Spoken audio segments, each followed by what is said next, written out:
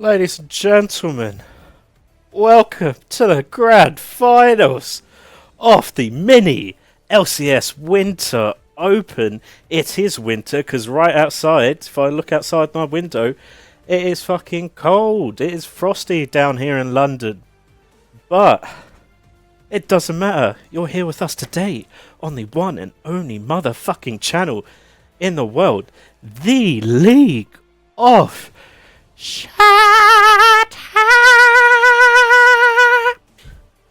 Oh, I haven't hit a high note in a while, ladies and gentlemen. And before we continue on a serious note, let's just take down the music. We've got to pay our respects to a member of the League. Shut up, as he is no longer with us. It's a cast that is Eunice. So let's just take a minute of pause here, a minute of silence, please, ladies and gentlemen.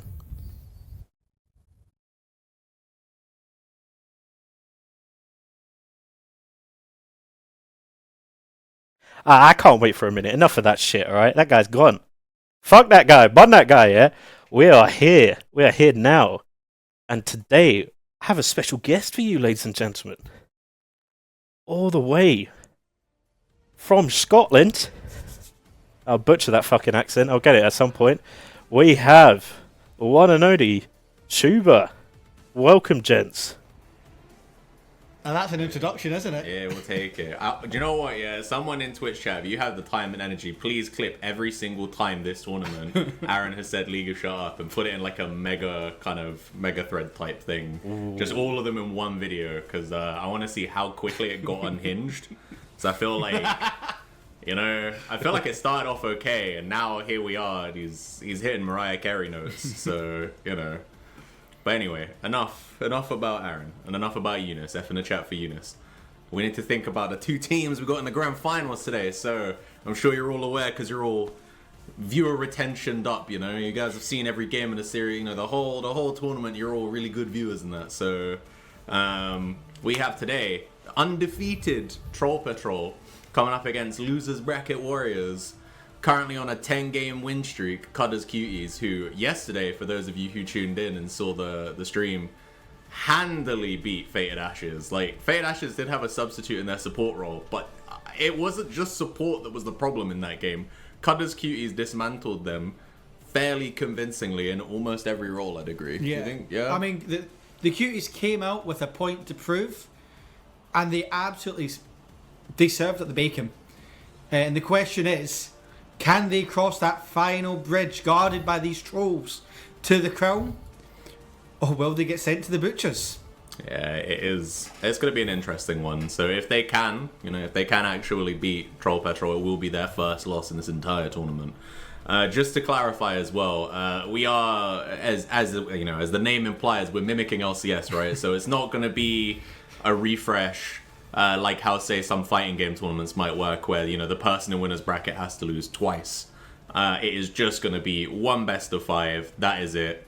They've also coin flipped already. So I believe, let me double check just to be sure. I think it's CUDDERS on red side, right? Oh, CUDDERS are on blue side and PETROL are on red side. It would help if I looked at the image reference we have in front of us, because you can see Aaron, more ready than I, has already set it up. But yeah, so we have. I wonder who won the coin toss to decide that. Was it PETROL? Do you know? Because I'm assuming again they want that last pick for Linium, right? I think highlight lane of the series, the match to watch is definitely going to be. Mr. Clisty versus Linium. You guys have probably heard me throughout the earlier stages in this tournament say I think the fight for best top laner is out of those two players, and third place was probably perfect form. And I mean, we saw Mr. Clisty he survived perfect form well enough. The enemy team, you know, Morala Esports in that series, they put a lot of focus on top lane and they couldn't actually get anything. No. So, you know, I'm interested to see here what they're going to be able to do. So, well, that's exactly it. I mean, the whole debate in this top lane is, how do you deal with Lucas Volibear? How do you deal with these Aatrox? Because we've seen that absolutely run rampant in the lower bracket. However, Linium is no slouch either. I mean, he's one of the strongest top laners, as we said, in this whole tournament. Yeah. And if there's anyone that can smack this bear down, it is Linium. Yeah, I agree. I'll be interested to see whether or not they ban the Volibear, or if they ban anything topside, because, I mean, Linium is like 600 LP master. Is ridiculous, man. I remember he was sending a screenshot, he was facing Photon. I'm like, what the hell? And that's crazy. Why are you here in this community event? You should be in like tier 2 or something. It should be you guys at EMA Masters. Yeah, here we are. But, you know, regardless, I will be interested to see what the adaptation is. We've seen him... especially with our jungler, Secluded Pathos, we've seen them like hard focus top lane in several series. It's not their only strategy, but I'll be interested to see if they choose to use it in this game, considering they know how the QEs draft, right? Like, we've got it on interview several times. They've said it clear as day, and we've seen it so many times before. They draft AP in mid, they draft AP in bot where they can with the Mel or the Hui if it's a flex pick, or the Seraphine if it ever gets out of bans. I genuinely, if we see Seraphine, something has gone wrong for Troll Petrol, because that champ, at the hands of Tom, should never be allowed through the draft. Yeah, I mean, every time he's got it, it's 100% win rate. I think it might also be 100% pick or ban rate, to be honest. It's been banned so many times. I know in our series against them earlier on in the losers bracket, we banned it both times because we just did not want to see it. Well, no, I mean, he is, at least in the League of Friends server, one of the best, if not the best Seraphim player. He's fantastic on all these AP mages, but we've also seen him perform on these more standard AD carries, like your Samiras, like your Sivers. So it'll be interesting to see how they go to deal with that, and how, you know, they work with Walker in the bot lane as well. Yeah, I agree. I think Tom, again, I said it in the last series as well, I feel like at the beginning of the tournament, he was kind of not the most prominent player on QEs, but as their tournament run has progressed and as they've become stronger and stronger, in my opinion, and the more reps they're getting under their belt, the more potent they look.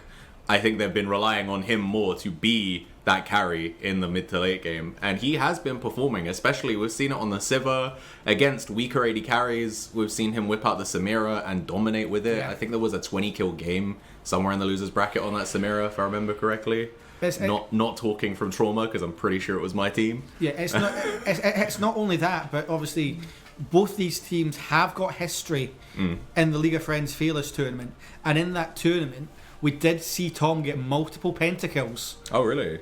From this bot lane, working with Walker. So these two know how to get it done, and I would be surprised if we don't see that again today. Yeah.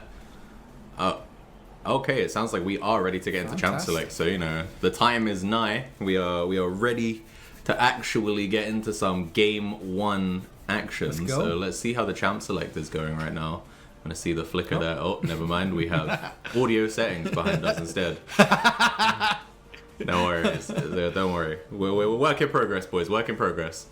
Champ Select going to come up in like 3, 2, 1, maybe?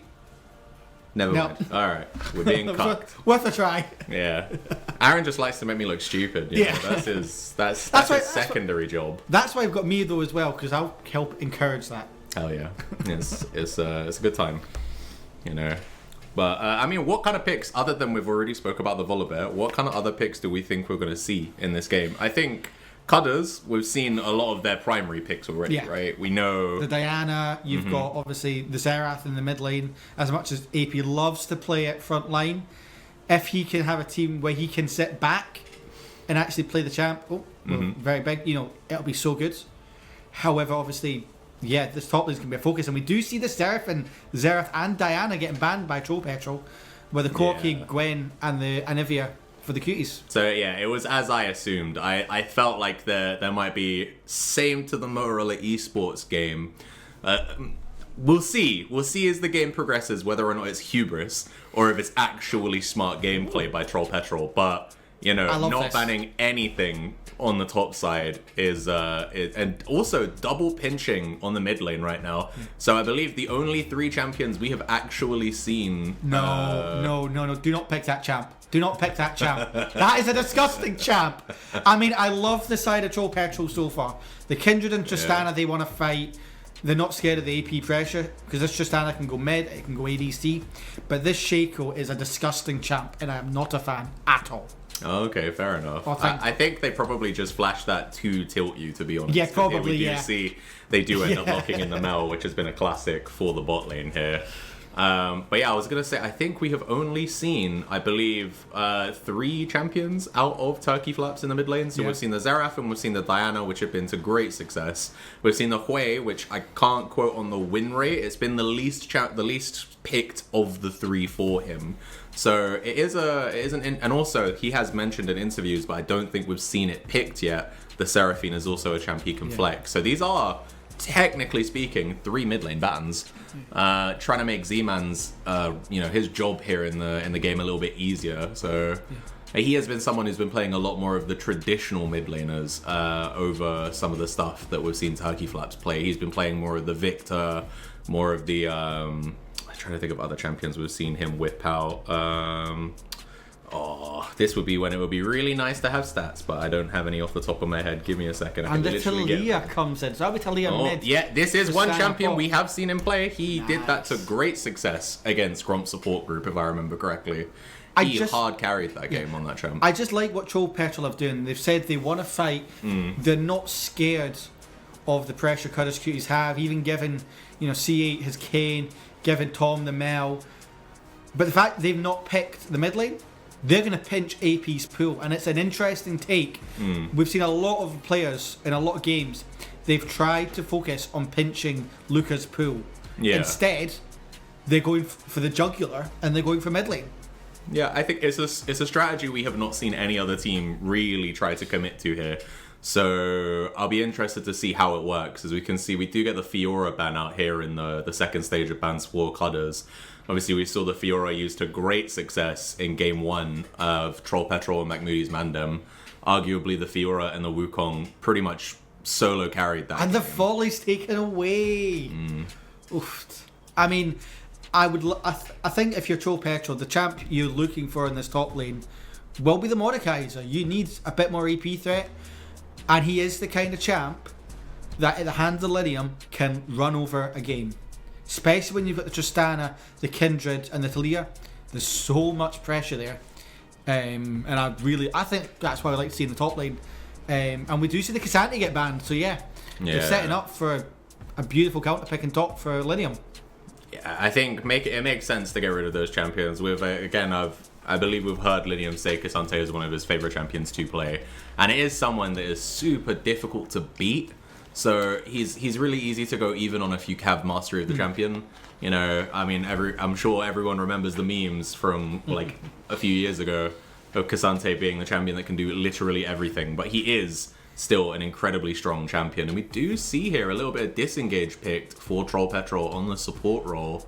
Janna going to be locked in. That's going to work absolutely perfect with this Tristana, setting up for this Kindred as well. There's so much things there, and we are going to see AP on the way. One thing to note as well, obviously, maybe not. We're seeing a couple of picks, but I would imagine it will be the way. We do also have to talk on Walker does get his rel. He is one of the rel mains from the League of Friends server. So it'll be interesting to see if he can make that pick count, or if the Iron Maiden's going to fall. Yeah, we have seen the rel be used to decent success from Booty Hills in the support role here for Cudders Cuties. I think he's gotten it about 2 times, and it has been 100% win rate. I believe in the series he got the rel, it was actually the series he got given MVP. Right. So, there's the Aatrox, like we said, you take away the Volibear, you bring in the World Ender. Yeah, I mean, it makes sense. I think out of the champions we've seen Mr. Callisti play so far in the tournament, Aatrox is probably the most blindable, or Darius, right? But Darius does have limitations. You can't take TP because you need Ghost. And so Aatrox is, I'd say, a little bit safer, especially knowing the competition he's about to go into. And we have seen him pop off on this Aatrox. I recall, if I remember correctly, there was a series... the Gragas! Nice. Gragas is an interesting one. I think that matchup should be probably quite boring, no? I don't think either of them can kill each other. They both have insane regen. Yeah. So they're probably just going to be bouncing off of each other and doing nothing. It's going to be wet noodle fight until junglers come, right? Yeah, and I mean, this Kindred, this game's all going to depend on, can Kindred get her marks? She's one of these champions that if you can stop her getting the marks, she does not become a champion. No matter how many items you get, if you don't have those marks, you just don't scale, you don't become able to play the game. Whereas, if Troll Petrol can get a few picks, whether it be on this way, this Kane, or even this Mel and Rel, this Kindred could run away the game. And in that case, I would think Troll Petrol will have this, because out with the Aatrox and the Kane, there's not a lot of AD on the side of the Cuties due to the nature of how they build. Yeah. Whereas Troll Petrol, you've got your standard AD carry in Tristana, who will deal a metric ton of damage. And obviously Kindred is one of the best AD carry jungles out there. No, I don't disagree. I think that the more standard team comp out of Troll Petrol will benefit them in the event that the game is even or ahead for them. Yeah. But one thing that, again, needs to be stated is where Cuties have gotten most of their advantages in these in their series that played recently have been in small skirmishes around grubs, around dragons. Rel, really good in those instances. Kane, decent in those instances. Aatrox, really good in those instances. I'd say the only people that aren't so much on the small skirmish and much more about like a 5v5, probably looking at Hui, right, or Mel. They're more, they could deal damage. And they also kind of want to scale a little bit more, in my opinion. But, we'll see how things play. I8 Booty Holes has been one of the better players at making sure, A, the vision is up. Yeah. I believe we saw in their series... who was it against? There was a massive vision score difference. It was a way they were able to continually catch out players. And we'll have to see if that can be matched here. Fortunately, I don't believe Troll Petrol are playing with any substitutes in this game. And CUDDERS Cuties are playing with C8 Big Nonce instead of Cudder. So, but we have seen his Kane specifically. I believe it got in 2 games against Motorola. That was disgusting. And it was disgusting. really good. But I mean, even still, we saw him whip out Nocturne and the Xin Zhao to great effect in the series against Faded Ashes. So we will have to see how things shake out for these guys. But I agree, though. I like the Talia pick. I like the ability that Troll Petrol have right now in terms of being able to move around the map. Yeah. I think, Janna being able to give people movement speed as she's going to be roaming around the map as well will be useful. Kindred is also fairly snappy around the map as well. Her Q allows her to dash over walls. And not only that, the Kindred ultimate could play pivotal when, obviously, we talk about these small skirmishes. Yeah. You've got the Talia wall in the ult. You've Also, got the Aaron, Kindred just so you're savior. aware, we can see your client in lobby, like your client in on stream.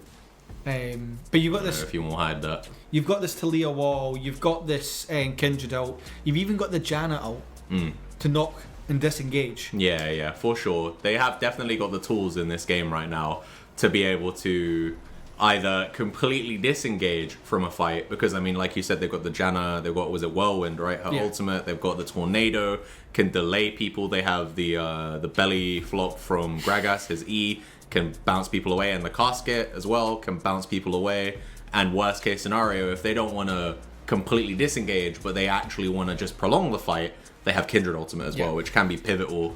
Just allows their team, who do have a lot of sustained DPS in the Talia and in the Tristana and in the Kindred, that if they can get those extra 2-3 seconds in, they could turn the fight. 100%. I mean, we've seen CUDDERS Cuties, they're so coordinated when it, as we said about these small skirmishes.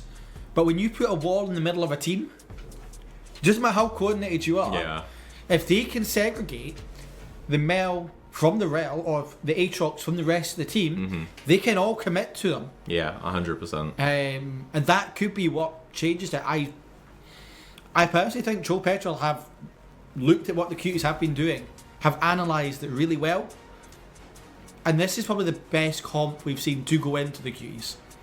I think it's strong. I agree. It's very coordinated, especially considering we haven't seen the Janna. This is the second Janna pick in the entire tournament. Really? And the first one for, I believe, their support today is Wilbert, so their main support. So we'll be interested to see how it works. Obviously, in the last series we saw it, Fate Ashes picked it. It didn't really have the impact that I think they were hoping. I can't quite recall if it was just they never really got to the fights on time. It felt like Fated Ashes were perpetually behind the Cuties when it came to getting onto objectives. But we will have to see as this game hopefully begins fairly soon. We have to see how things shake out. We are in the grand finals, so it's gonna be an interesting one, that's for sure. Yeah. Question no is, worries. who do you think is going to get the feats? So let's start with the kills. Yeah. Who do you think is going to get first blood, and who do you think is going to get the first three? So, again, I feel like top lane is going to be a wet noodle fight. I don't think there's going to be too much going on there. So I wouldn't be surprised if we get no kills from like the first 10 minutes from top, realistically. I would keep my eye on bot lane, to be honest, because with the Rel, she's going to probably want to jump on people. Tristana is really strong in the early game, and Janna is good at poking, A lot of long-term Janna players will remember it used to be like you would start with your shield, you would start with your Q. That's not how she works anymore. You start W, you poke the shit out of people at level 1. So, if Tristana can get a bomb and pop it on someone, and Janna can throw her W and get a couple autos in there, that can be Mel dead. Mel is one of the lowest HP champions at level 1. Especially early game, yeah. And, so she will have to play accordingly. And we've seen, again, so many times in some of these higher end games as we've moved, winners semis, winners finals, and then these later losers bracket games where it is only the good teams left. So many games and so many bot lanes have been won purely on level 1 cheese. It's just like, we got to the bush first, and you had to walk up toward it, and now we get a trade. And now you're half HP for the rest of the lane. Yeah, that is how bot lane is, no matter what ELO is right now. If you can get the push, if you can get the control, it is your lane to do as you please. If you are the ones on the receiving end, you are in for a rough 20-30 minutes. Unless you can get something which flips the thing. And we also talked about the Tristana bomb. Surely you would think PETROL will have the advantage in these towers as long as they can get grubs. Yeah, I think there should be a little bit of priority. Again, we're seeing Cuties. How much of it is the fact that they've been dominating the games they've been playing that means they get all of the objectives, and how much is it just actually their game plan to try and contest every objective? I'll be interested to see if up against Troll Petrol they actually end up choosing to kind of forego some objectives to allow themselves to scale a little bit more, because one thing you did mention there with the Talia wall is going to be really difficult for them to deal with, because not all of their team have dashes. Nope. If they split the team and Mel is on the wrong side of that wall, or Hui is on the wrong side of that wall, they can't do anything. This could be a rough game for the Hui, because if the coordination on Troll Petrol can block out this Hui, block out this Mel, Mel's got a rebuttal on the shield, the reflect. Yeah. But that's one real thing. Tristana really only has the bunker bomb really that wants to do a lot of damage with that. Your Talia, you got a lot of rocks and all that, and Janna's got a few. I just think the team fight, if an extended fight, is Troll Petrol's. Yeah, I agree. They have much more extended. What's what I'm looking for? I was going to say extended DPS, like prolonged DPS, essentially. Talia, especially as she gets her first 2 items. So usually, I believe they go for like a Seraph's Embrace, and then they'll go for the Ionian Boots of Lucidity. They can spam Q really aggressively, and they have a big mana base to do it with.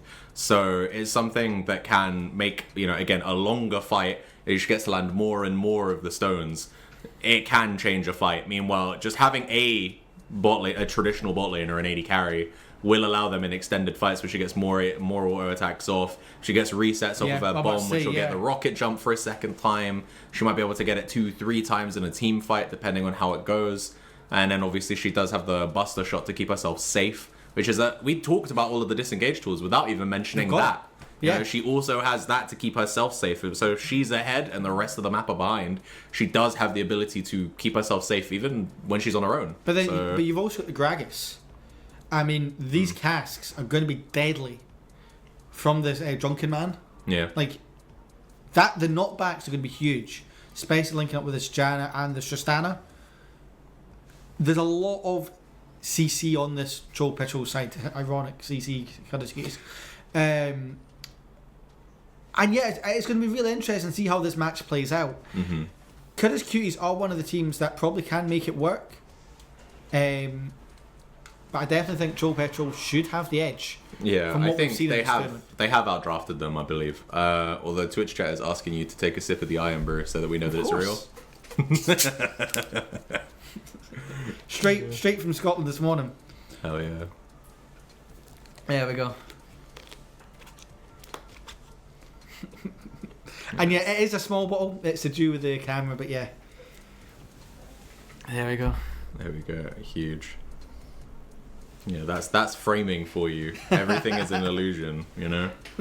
Framing and scaling of the virtual set. So yeah, exactly. And same perspective work. But look, man, that Iron Brew bottle looks about as big as my head does right now. Yeah. Same with the Yeti as well right now. Like that also looks unproportionally large, but It actually looks like it's just an image of the Yeti. it does, yeah, because it's static. Yeah. But no, I definitely think, Apparently, you just have big hands. yeah, that's fair. Do my best of imitation of the Gragas, but no, I definitely went for a hell of a game one, I and it agree. shouldn't be too far away from us getting into here. Hopefully Do we think we'll see an invade in game one? not. Ooh. And if Well, so, what yeah, team? I was gonna say if we look at the teams, I don't think either of them have a particularly potent level one. Kane is someone who really wants to farm up before he does anything. When he is just base Kane as opposed to Rast or Shadow Kane, he's someone who is notably weaker than most other champions, purely by design. Like he obviously can farm really efficiently, but he doesn't like trading that much. Are we going to see a red or blue Kane as well? Probably red. I think every time we've seen C8 Big Nonce whip out the Kane, he has picked the red Kane.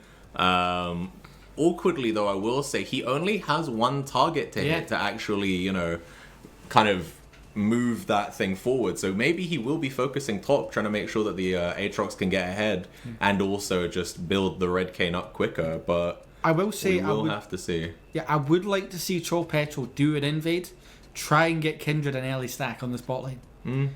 Because with the pressure from the Tristana, if Talia walks up there, Janna walks up there, that quartet can blow someone up, whether it be the Wei, the Mel, or the Rel level 1. If they can catch them out, it could be big for them. And we are going to go into game number 1. I think just to harp on that point, I think the main problem here for Troll Petrol, if they were to level 1 invade, is you would really need to catch someone on Cudders We do see Cuties Turkey completely Flaps. out.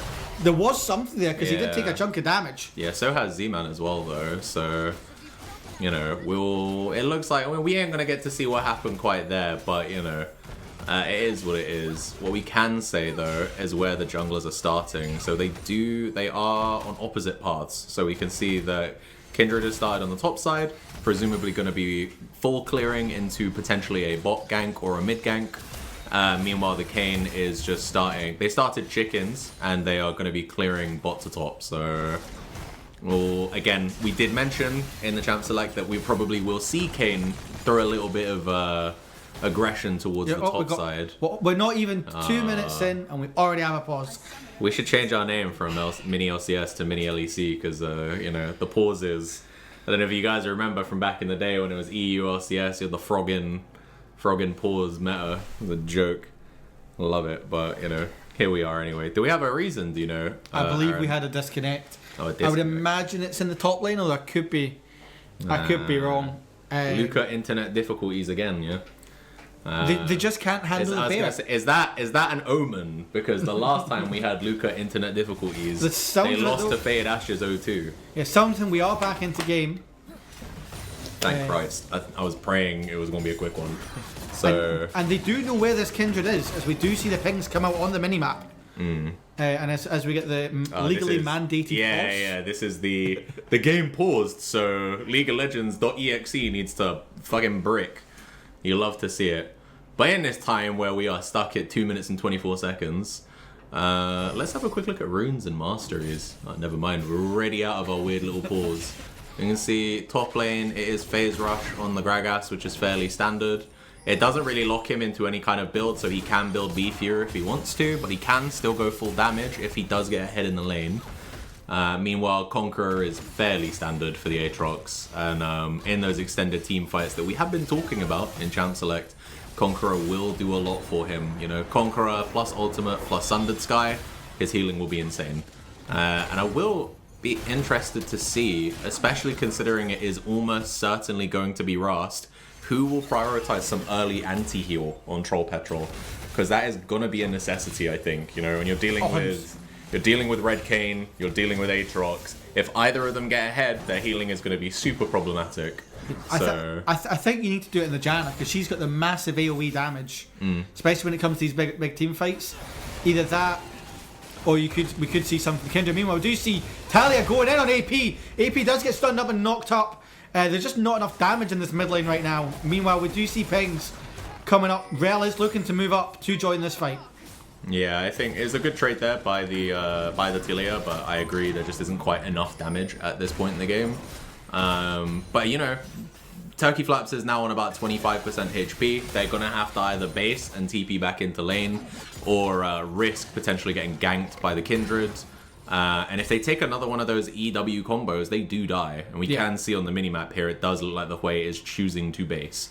Meanwhile, a cheeky little invade on the side of the Troll Petrol jungler. Secluded Pathos is trying to steal him a... This will probably be Kindred's first mark, and we do see them, as much as the camera's not going, moving in.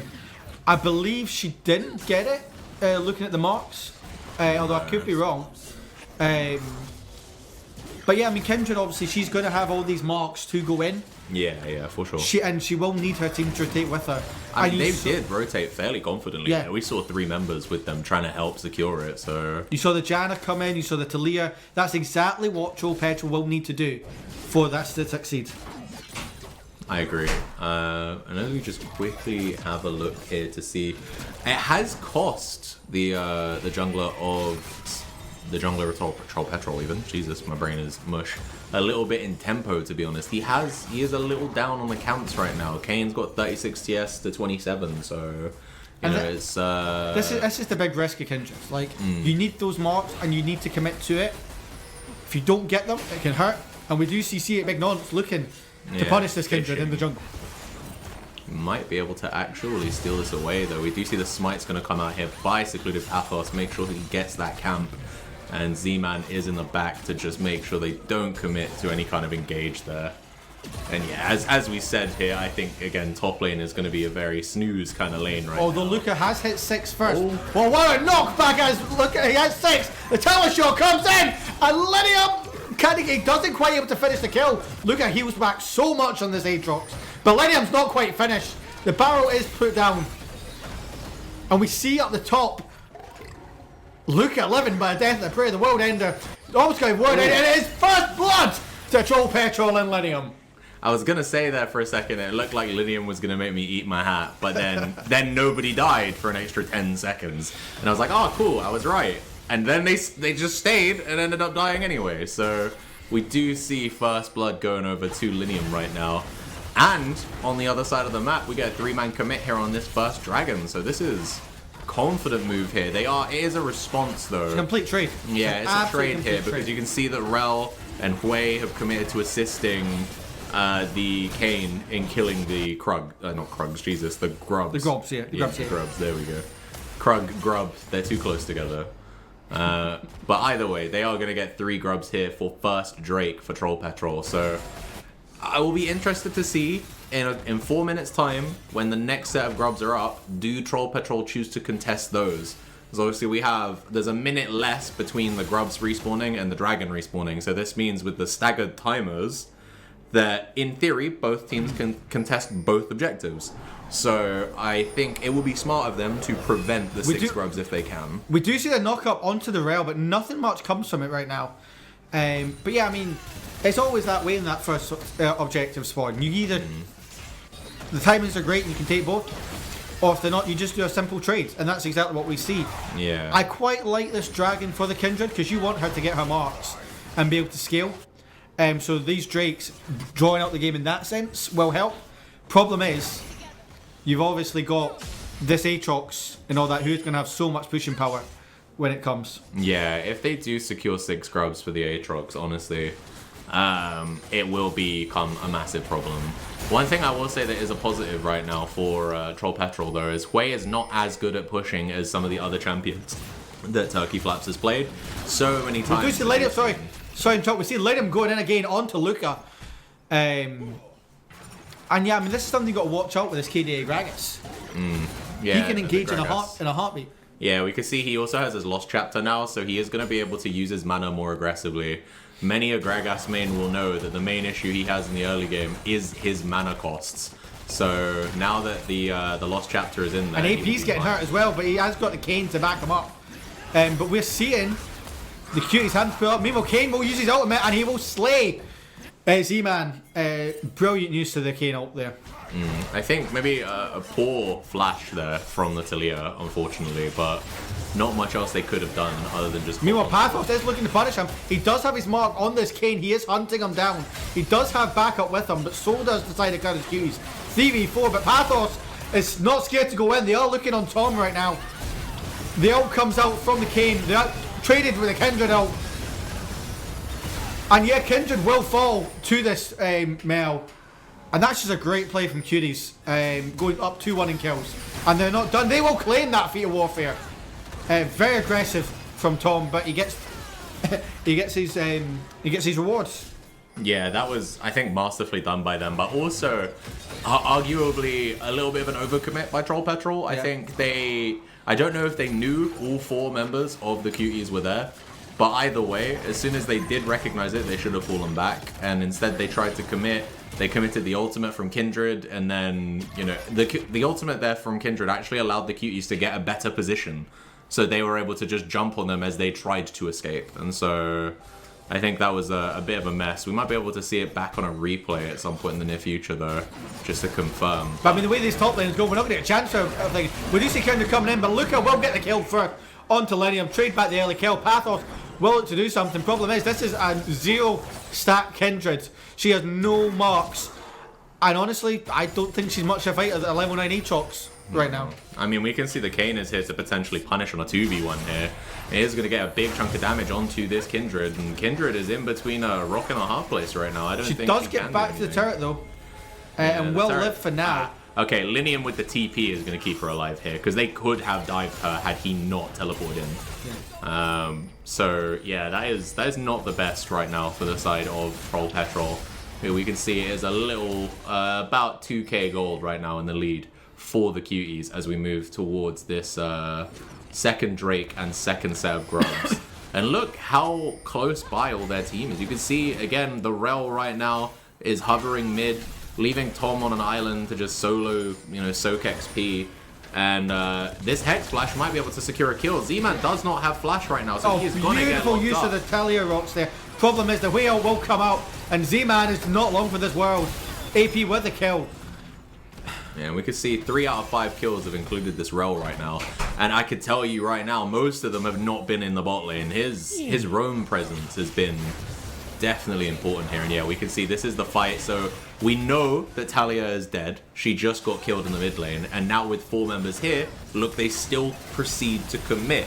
And we can see a lot of the members are falling back. There's low HP bars, but then the Melt ult comes out and it becomes really difficult for them. And now there's not much that can be done, you know? The Kindred ult comes out, it delays a little bit, but not enough for them to actually kill anyone. And now it's just kind of running away. We see even Talia throws herself in here, but just straight into a root, and she has no effectiveness.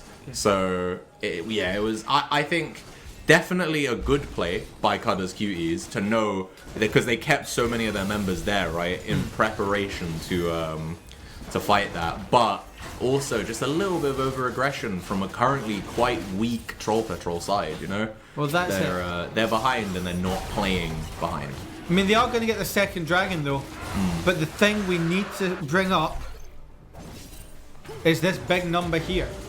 Is this this Kindred has no stacks. I don't know why the telestrator has not worked there. Oh, okay. Oh. Yeah. So yeah, obviously these stacks here on the Kindreds, she needs them to become a champ. Yeah, and currently she's sitting on 0, so she's not had any of the scuttles that she needs. Yeah. So that could be a massive, massive impact. Meanwhile, Z-Man will get jumped on by Rel and AP again. They will take a tower shot, but honestly, you'll take that if you're the side of CUDDERS. You get a kill. Meanwhile, Pathos in the jungle, fighting the Kane. He needs to get something going on this thing. Meanwhile, it's fights all over the map. Tristana fighting the Mel. Mel will get the final laugh. And it's all falling apart. for the trolls. It is kind of, at this point, I can't argue but feel like there might be some truth to what the cuties were saying in terms of the bracket during their last interview. I don't know if you remember yesterday after they beat Fated Ashes, they mentioned that they felt like the top side of the bracket was significantly weaker than the bottom side. And if you looked at the results, obviously, of the top 4 teams, we have Fated Ashes, who are on the bottom side of the bracket. We have Cuties, who are on the bottom side of the bracket. And we have Motorola Esports, who are on the bottom side of the bracket.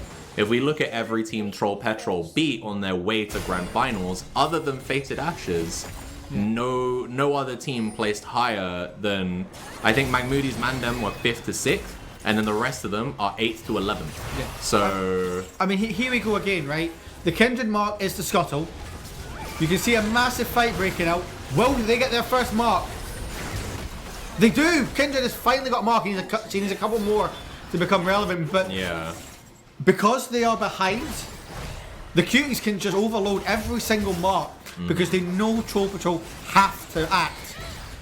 And this could snowball out of control unless they can get something going really, really quickly. Yeah, I mean, we can see just from a gold lead perspective, it has begun to balloon, right? They now have a 4K gold Every lead. lane's winning. Last time we looked at it, it was about 2K. So, yeah, it is looking kind of rough. And I'll be interested to see, if we look at the Kane's build, he has got opportunity right now, and so he might be going Shadow Kane. I mean, here we go. Here, that Q from Walker was absolutely fantastic, setting up AP. Meanwhile, Tom is playing this matchup really well against the Justana, using his block really well, more often than not. But that ult is just disgusting. The fact you can execute from that high elf. And remember, all of these plays happened within about 30 seconds of each other. Like you mentioned, that is kind of falling apart right now for Troll Petrol. This is where that 4K gold lead began to balloon, right? Just really good, quick kills for the side of the QEs. Even inside the enemy jungle right now, you know, the confidence with which they're playing at the moment is really good. That was a bit of a fail flash there by Mr. Clisty, unfortunately, but you know, they still got the kill on the Kindred, and she is 0-2-0 right now. She's so weak. She's so weak right now. I believe the key number for the marks is 4, right? That's when her range increases. So with Kindred you get 4. Yeah. And you get your first initial buff, and then it's every 3 after that. Yeah. So the fact, you know, we're 15 minutes in, she has 1 stack. Hold up. It feels about me. We do see Tristana going in onto Tom. Tom will just execute her. And Janna and Vilver, I'm sorry, that is a dead wind god with IE Bootholes coming to clean up, but doesn't even need to do anything. Tom is showing his dominance in this bot lane. 5-0, and that should just be the first turret. Yeah, that was a depressing situation there for the trolls. I think you know, 5-0 right now, and G-Man have the flash away. Soloed again. He's having a really rough game right now. He's 0-4 on this Talia, so you know he is getting really hard punished. And there has been a lot of focus on him, I will say. Like, we've seen Rel in mid lane more than we've seen Kindred in mid lane. You know. I mean, that is the beauty of playing this Mel. She is a solo laner by trade. Yeah. So that you can play her in a solo lane, as we do see CUDDERS Cuties. They do claim the feats of strength by claiming that first turret, and they're going to take 2 turrets at once because AP has taken the mid turret, ballooning it to a 6.5k gold lead. And you got to think the only way back into this is through this Gragas. He's the only one from Troll Patrol who've actually had something going on. I mean, how do you get into the game through Gragas though? That's the problem. Like, he's not someone who can really solo carry. I think what they need to do is to stop taking plays like that. So I think that play could have worked. Hold on. I don't know if we saw that, but Turkey Flaps is literally on a blinking health bar. Yeah, this... You know, we're going to get a replay, but we're going to have to wait until this dragon fight's over because I need to see how this goes. This is Cloud Soul point. Yeah. If Troll Patrol get it. Kane is late to the party. Kindred isn't there. Though. Kindred does have a remember that Tristana will fall. We are going to see the dragon fall to the Kindred. So that is 3 dragons to Troll. That is probably their only win con. The Kindred ulti does come out. Luca is down there. Double knockup from Luca. Setting up AP for a double kill onto this Kindred and Talia. This Talia is, after the early success she was having, is not working at all. The BMing from Rel, he is enjoying himself right now, and rightfully so. You're 14-1, 7k up, 18 minutes into this game. Yeah, they're having a field day right now, and we can also see. I just noticed we have Atacon coming up in 2 minutes as well. So, Atacon in 2 minutes, Baron in 7, the final Drake potentially for Troll Patrol in a little over 4 minutes. So, you know, there's going to be a lot of action in the next couple minutes of this game. With the 6 grubs as well, we can see how quick it is for these guys to take turrets. The Cuties just took tier 2 mid with literal ease. It's not hard for them. Even without an AD carrier, it doesn't matter. And okay, we do see this replay here. And yeah, it's just Tristana doing Tristana things. It's unlucky not to get the kill. I mean, when we do see this fight, I mean... Yeah, this look fight at Mel. is... Mel's trapped. Yeah, this fight is well played by Troll Petrol, considering how far behind they are. They are able to lock the cage, lock the pit, and turn it into a cage. And again, we mentioned enchant select, but only Rel and Kayn and Aatrox can actually get over it. So we saw Mel get trapped, as you said, and even, for example, the Hui can't get in there, right? So it was literally just Rel and the Kindred. Maybe poor positioning on the side of the Kayn. Meanwhile, they're all up here in the top lane. Luca's gonna get knocked up, put in the bounty house, and no matter how much sustain you have on this Aatrox, that's a big shutdown to Linium. They're gonna look to him to lead this carry back. Kindred still doesn't have a mark from any of that, which is unfortunate. Her next mark was taken. It was the Raptors. Oh, Z-Man's gonna land his ultimate here. Doesn't really block anyone off. We do see Tom getting blown up. Will get out. Z-Man is burning low. He does have the Mel stacks on him, and he will get executed from a million miles away. But the 4 men of Troll Patrol, they can't really fight. Meanwhile, AP, he's just side pushing, and he's getting so much. Oh well, this is happening. Yeah, this is an unfortunate fight for them, I think. It looked like it was good with the initial pick, and then they tried to get onto I Eat Booty Holes, and we could see Janna here going to get ulted by the Kayn. Kayn did go blue Kayn, by the way. I think it makes a lot of sense into the enemy draft, I'll say. Because of the fact they have no real tanks. So their main tank, in inverted commas, tank, has a Lich Bane. And so, you know, he can probably one-shot literally everyone in the game right now. I mean, Kindred should just die here to the whale. I mean, has to burn her own out. But another thing to notice is her mark is all the way over there. Which obviously Aatrox has picked out. Whereas obviously the Atakan's in the bot lane. Yeah. So Aatrox is going to pick up that mark. Kindred can't even get it. She's stuck on this one mark. And I mean, this Kindred had so much upside, but they're just not getting anything right now. No, I agree. I think it's quite difficult here. Honestly, one of the things we've seen Secluded Pathos perform most on in the games that they have done well has been early game aggressive champions, and I think Kindred is not that. And so I don't know if it's because of the Cuties have been able to overload every single attempt he's had at trying to get the mark. Here we go again to this absolute bum rush in the top lane. Don't get me wrong, this is a really good play by them, being able to get onto the Aatrox, and you know they send 4 members deep just to make sure they can secure it, and everybody getting an assist means more gold for them, right? But then we try, they forget. I don't know what Talia actually did there, and we're going to go straight back in because Luca's getting picked on again by Vilbert and Linium. The 2 Germans are looking to do something. Holy. However, Luca is a fed Aatrox in the sea. However, will take a big chunk of damage. He has got level up. We do see the Cuties. They will pick up the Ruinous Atakan and get their flowers. However, Tristana will claim back a tier 2 in mid. A tier 1 in mid, sorry. But Luca's not safe here. Linium and Janna are looking to claim the life. However, that healing is huge. And they give the gold to this Talia to get her back in the game. I don't think they gave the gold to her. I genuinely think he might not have died had the Talia not shown up. Like, he had a Sundered Sky proc, I'm pretty sure, on the Janna. So if he was able to hit her, which if the Talia didn't come in and land the Q, he would have been able to do, he would have healed. And then can Linium kill him from 40 to 50% HP? I don't know. So, you know, Talia coming in and getting that, I don't remember if it was a shutdown or not, but a kill. It wasn't, no, it was just normal. The big thing is, though, you got 5 men of Troll Patrol to pick up this Cloud Soul. Well, if they don't get it, I think the game ends for them in the next 5 minutes, honestly. They are so far behind in gold right now, and you can see this hard commit here as the health of the Dragon is going to go down to 4k. Casket is going to go wide by Linium. Ultimate's going to try and keep everybody away here. And they get it! They get it! But at what cost? She gives her life. Tristana gives her life as well. That's not too bad.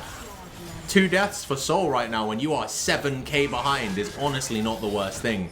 Really, what it means more here is what are you going to lose after the deaths, right? We can see Big Nonce trying to chase down Z-Man, and they are crashing this wave in the mid-tier 3, so they are going to be trying to get that. Hex Flash is going to have Rel come over. Wilbur might be in a bad place here, going to take a big chunk of damage by Big Nonce. But this is it, they can just open up this base now, and even with, you know, Velvet and Linium can clear a lot of waves, especially Linium. But there's not enough you can do when you've got 3 lanes getting pushed in. We do see the Tristana come back up. Kindred, the cannon minion is soon to follow. But these towers are falling. Yeah, they are paper in front of the Cuties right now. And we can see, I don't believe they got the inhib here on the bot side. They did get the inhib in the mid though. So that is going to be super minions. If there's any moment now, this is where they need to go in. We do see Linium going in. Looking on Luca, the big fight, the knockups come in. We will see the Tristana fall as the Gragas falls as well. And with that, you would expect the hopes of Troll Patrol in this game 1. 20 kills to 3 for the CUDDERS Cuties. Make that 21. They are in an absolute fiesta. They're not done yet. They want the ace. 22 kills in 24 minutes for the Piggies. Yeah. And they have a super minion wave coming in right now, so it's not even like they have to stop. They might be able to get Nexus. This is just game. This is game 1. This is probably just game. And that dominant fashion. Yeah. Absolute dominance. Honestly. We sat there and kind of glazed how well the Troll Petrol draft was, right? Said that they outdrafted them, but it was all to do with how well this Kindred would work. Yeah. And only getting 1 stack on this Kindred, that's what cost them the game. I agree. That was rough. Don't get me wrong. They did get 4 Drakes, and if they didn't lose so much off the back of that 4th dragon, then who knows? Maybe they could have dragged it out. But you know, it doesn't matter. I said it in the last series. I feel like one of the ways that the Cuties win is purely like lane kingdom. You know, they win lane, they win game. And they dominated. And they did that really hard here. Even in the lane that we said was going to be the match to watch, right? We said, you know, Mr. Callisti and Linium. And even in draft, I said, okay, this is probably going to be like a do-nothing lane. It was definitely not that. Linium got first blood, but it didn't mean anything. Because once they got Sundered Sky, on the Aatrox, he got a return kill. And then it was super back and forth. There was no decisiveness about it in terms of that top lane. And in everywhere else, it was decisively Cuties' favored. Yeah. But I mean, it was the fact that whenever there was a fight, they were all there. Yeah. You know, they know Tom can play in a solo lane, on this bot lane, especially when both supports are roaming anyway. Yeah, well, I think, honestly, for my money, the main difference is how more active, or how much activity Rel had on the map. So... And that's naturally going to happen, because Ajana wants to beef up one carry. You know, she's an enchanter by trade. She's not one of these engaged supports like a Nautilus, like a Rel, like a I would say Braum. He's not engaged. Engaged Braum is never a thing. Like a Thresh, something like that. No, I agree. And obviously this Janna, because she's forced out of her comfort zone, she can't prioritize the Tristana. And that is where it kind of fell apart. Yeah, I think the Tristana tried really hard to find an advantage in lane. And Tom just played it really well, especially in 2v1 fashion. We saw at a certain point he was fed enough. He was able to turn a 2v1 into a double kill. Yeah. Meanwhile, again, the Rel is mid lane, making Z-Man's life hard, punishing him for a flash that he burned 3-4 minutes ago, and turning that flash burn into like 3 kills, which then got Hui ahead, and Hui can convert that into teamfight damage that allows them to win around those dragons, right? Even though they lost the 2 dragons, they won the fights around Dragon 3 and Dragon 4. That's sometimes the more important part. Yes, objectives do win you games. However, if you're picking up 3-4 kills every objective loss, that's going to be worth a lot more. Yeah. And what I think, we're not quite in panic stations for Troll Petrol yet. It's not match point yet. But I definitely think we need to get away from what the standard League of Legends style of play style is. You need to do something different, because that did not work. I don't agree about going away from standard. I think they need to realign what they want to do, right? So clearly in this draft, they were hoping that Secluded Pathos would hard carry the game in late game. Yeah, he never got to that. He never had a chance. if you're gonna do that, I think you need to maybe pick like a Karthus or something, someone that isn't so reliant on having to go to a certain part of the map to turn their champion on, right? And that's the challenge to Kindred. Yeah, exactly. In a game that was as coordinated as this, against a team that is coordinated as the Cuties, you can't trust that you're not going to get punished for being there, especially in the early game, you know? When they have the Rel there, they have the Fear out of Hui, they have the Root out of Mel. If any of those guys are there and you're a squishy little ranged AD carry, you're dead. So it was really difficult and honestly really well played by the Cuties to punish the Kindred and make sure she never got a foot in this game. So for me, I want to see Secluded Pathos back on the Jarvan, back on something with Engage, something like a Wukong maybe. You know, Wukong is a champion that can carry the game, although less convincingly than Kindred. But if you have Cyclone up and you can land the W, it's a lot easier to carry. Yeah, it's a lot easier to, or it's a lot harder to punish. Let's say that. Once he gets 6, once he gets Triforce, he becomes a really big problem. And so I would like to see something like those two champions come out. The Kindred, I don't think worked. I think you send that back to the bench unless you want to... Back to the drawing board. Yeah, unless you want to change your bans and stuff and like make it so that they can't punish you as aggressively. But I don't disagree with the bans they did in this game either. So I don't know. If I were them, I would alter, or look, instead of looking to change your bans, look at, you know, what's going on your side and see what you can fix up. Well, I mean, we saw in mid lane, you know, the focus was towards AP. And yeah, as the game got on, the way it did take more and more control. Problem was, the Talia actually put up a fight early on, and the only reason she got put so far behind Rel. was Rel. Yeah. Was Walker coming up. It wasn't even Kane, it was Rel. Yeah.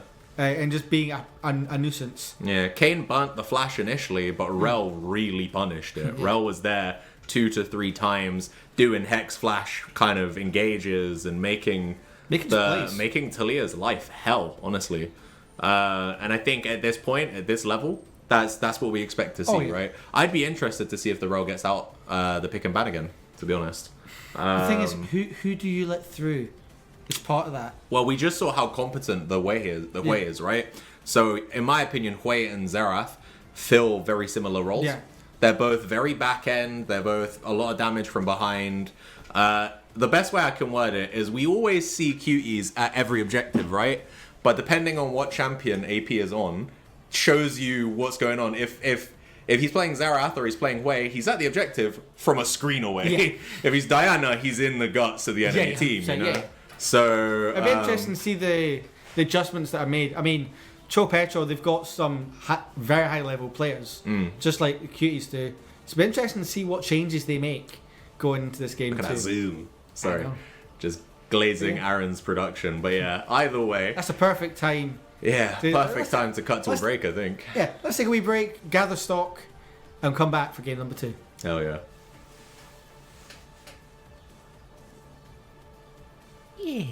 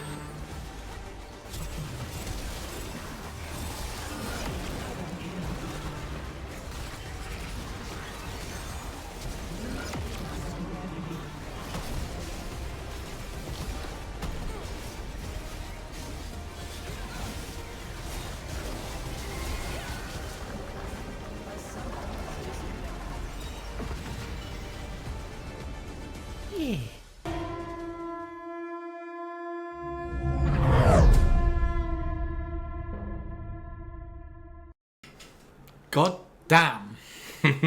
What a game one we just saw. From the losers bracket straight to the first win of grand finals, Cudders Cuties in fairly dominant fashion, you know. In almost every metric, barring the dragons, essentially, just took Troll Petrol to town. Yeah, I mean, there was only one team getting taken to the butchers there, and it wasn't the Piggies, let's just say that. Yeah, absolutely dominant across the rift, every single lane won, and they had a simple way of playing. Nullify this Kindred. And that's exactly what they did. Yeah, for sure. The Kindred didn't get to play the game. I think the first couple minutes for mid lane was fine for Talia, but once Kane got that flash, which, I mean, when we saw the flash come out, it was like they were already dead, right? So it was a needless flash to begin with. And then we see the next 5 minutes, Rel is up in Talia's guts. They get like 2-3 extra kills. She goes from being like 1-1 to 1-4, and then she didn't really have much impact on the rest of the game. You know, we saw every ultimate after that point from her. Every wall was super reactive, not massively effective outside of securing the third dragon. And I mean, 22 deaths in 24 minutes. That is a rough game, no matter how you cut that cake. Yeah, for sure. Like, you know, only three kills that they got. They were down 11.3k. Like, that's half 500 gold a minute. Yeah. They lost, which is crazy. That's actually crazy. Yeah, no, it was a brutal showing, I think, for sure. And I think the momentum that the Cuties had, you know, obviously they've seen a lot more action recently, and it's been a lot more recent than Troll Petrol. So I think, realistically, that's probably partially why they've come into this series swinging. So, okay, alright, we're getting glazed. I mean, it's Scotsman and Englishman. That's what I'm we do. not English. You're not No, English? I refuse to accept that. There we go. The British man then. Yeah, I'll take that. British is fine. I don't sound Scottish, but my entire family is from there, Fair, so, you know. An honorary Scot. Honorary Scot. Yeah, I'll take that, yeah. When Indie Ref 2 happens, if it happens, you know, I'm getting my passport. But either way, not about us. Let's talk about the game. So, you know, what adaptation do you want to see from the Trolls coming into Game 2? Because they cannot run that back. Yeah, I mean, we kind of touched on it. I mean, this jungle matchup. I mean, Kindred had decent damage per minute and had more damage share than this Kane. The problem was she never got to play the game. You know, considering, you know, Kindred is a champ that needs to get these stacks. She ended the game on 1. Yeah, literally. You can't play Kindred like that. You harp on the fact that her damage percentage is higher than the Kane's, right? But Kane's job in that game was just to assassinate the backline. Like, he's not out here to do sustained DPS. He's not a bruiser. He's an executioner. Yeah, exactly. He's there because there's a Tristana and there's a Janna and there's a Talia, and all of those people can get hard punished by just just a one shot essentially when he gets fed, and he did get reasonably fed. You know, 3-0-6 is not a bad thing. He still had 20% of his team's gold, so he was having a good series really. And ignore the things you could see on the corner of our screen right now. And look, you mentioned the DPM is higher for Secluded Pathos, Which is quite surprising, all things considered. but imagine how much higher it should have been Yeah. had he got fed. Okay, there you go. Production in the background. Thank you. Can't take them anywhere, can we? No, can't. It is I what mean, it is. they can't even get the logos right. Yeah, for real. Ignore that. Yeah, it does say Fate and Ashes over there. Wrong team, Aaron. Gosh. NA Production. Sorry, what? I just got back to my seat. What the fuck are you saying? NA Production. Yeah, C8 Big Nonce is apparently Fate and Ashes jungler right now. But yeah, no, I mean, the Trolls, were trying to guard the bridge, Yeah. but the Piggies just came bounding over it. Yeah. We need to see going into Game 2 if they can make adjustments and kind of fix those issues. I mean, hopefully we're going to get into draft relatively soon, because I'm intrigued to see what adaptations they're going to make. Yeah, I agree. I for me personally, the thing I want to see the most is I want to see something early game, you know? Like, we saw the reason why they lost that game was because of the fact they had no early game presence. Linium did what we expected would happen. He went even in lane. Yeah. Because He of had the a really good lane. Yeah, the champions that he picked or the champion he picked, and the champion they left for Mr. Clissy to pick, it was gonna be an even lane. Yeah. It was not, as a jungler, it's not somewhere that you would expect your jungler to path towards, really. And they've taken red side again. We see the Corki and Gwen get banned out by the Cuties, and the eternal ban of the Queen of bot lane, Seraphine, and the Xerath is going to get banned. So it looks like they are mirroring the same bans here. But the Janna Janna, getting removed here. that surprises me. I don't think they're going to ban the Janna. I think it's a hover. I think they're trolling. Like, I don't think the Janna had as much impact as we thought it might. Yeah, and we are going to see it go back to that in Evia. But the Mel will be the change. Ah, okay. This is the change. So they're leaving Diana up and they're removing Mel. Which I think is a good call. That's yeah, a really I good agree. call. I think Mel was a big problem in that game. And they're just going to give APs Diana. I mean, considering how mid lane went with the Hui anyway, if it's burning their first pick to make sure that they get this Diana, I don't... Oh, never mind. Okay. Kane. They do troll patrol try and take it away. This is what I understand why though, because I don't think if you look at Z-Man's champion pool, and I don't think we've seen Secluded Pathos play any AP junglers, who is going to take the Diana away from them? Is there ever an angle you play at top? Probably not. No, I doubt it. I mean, the reason why the Cuties take it mid is because it can one shot someone mid. You can't one shot a beefy top laner with Diana, like realistically. We often see a 5 though. Okay, I like that though. This is what I was saying. Yeah, point and click CC, early skirmish potential, heavy on the engage as well. One thing both teams didn't really have a lot of in that last game was a go button. And Vi is, if she is anything, she is a go button.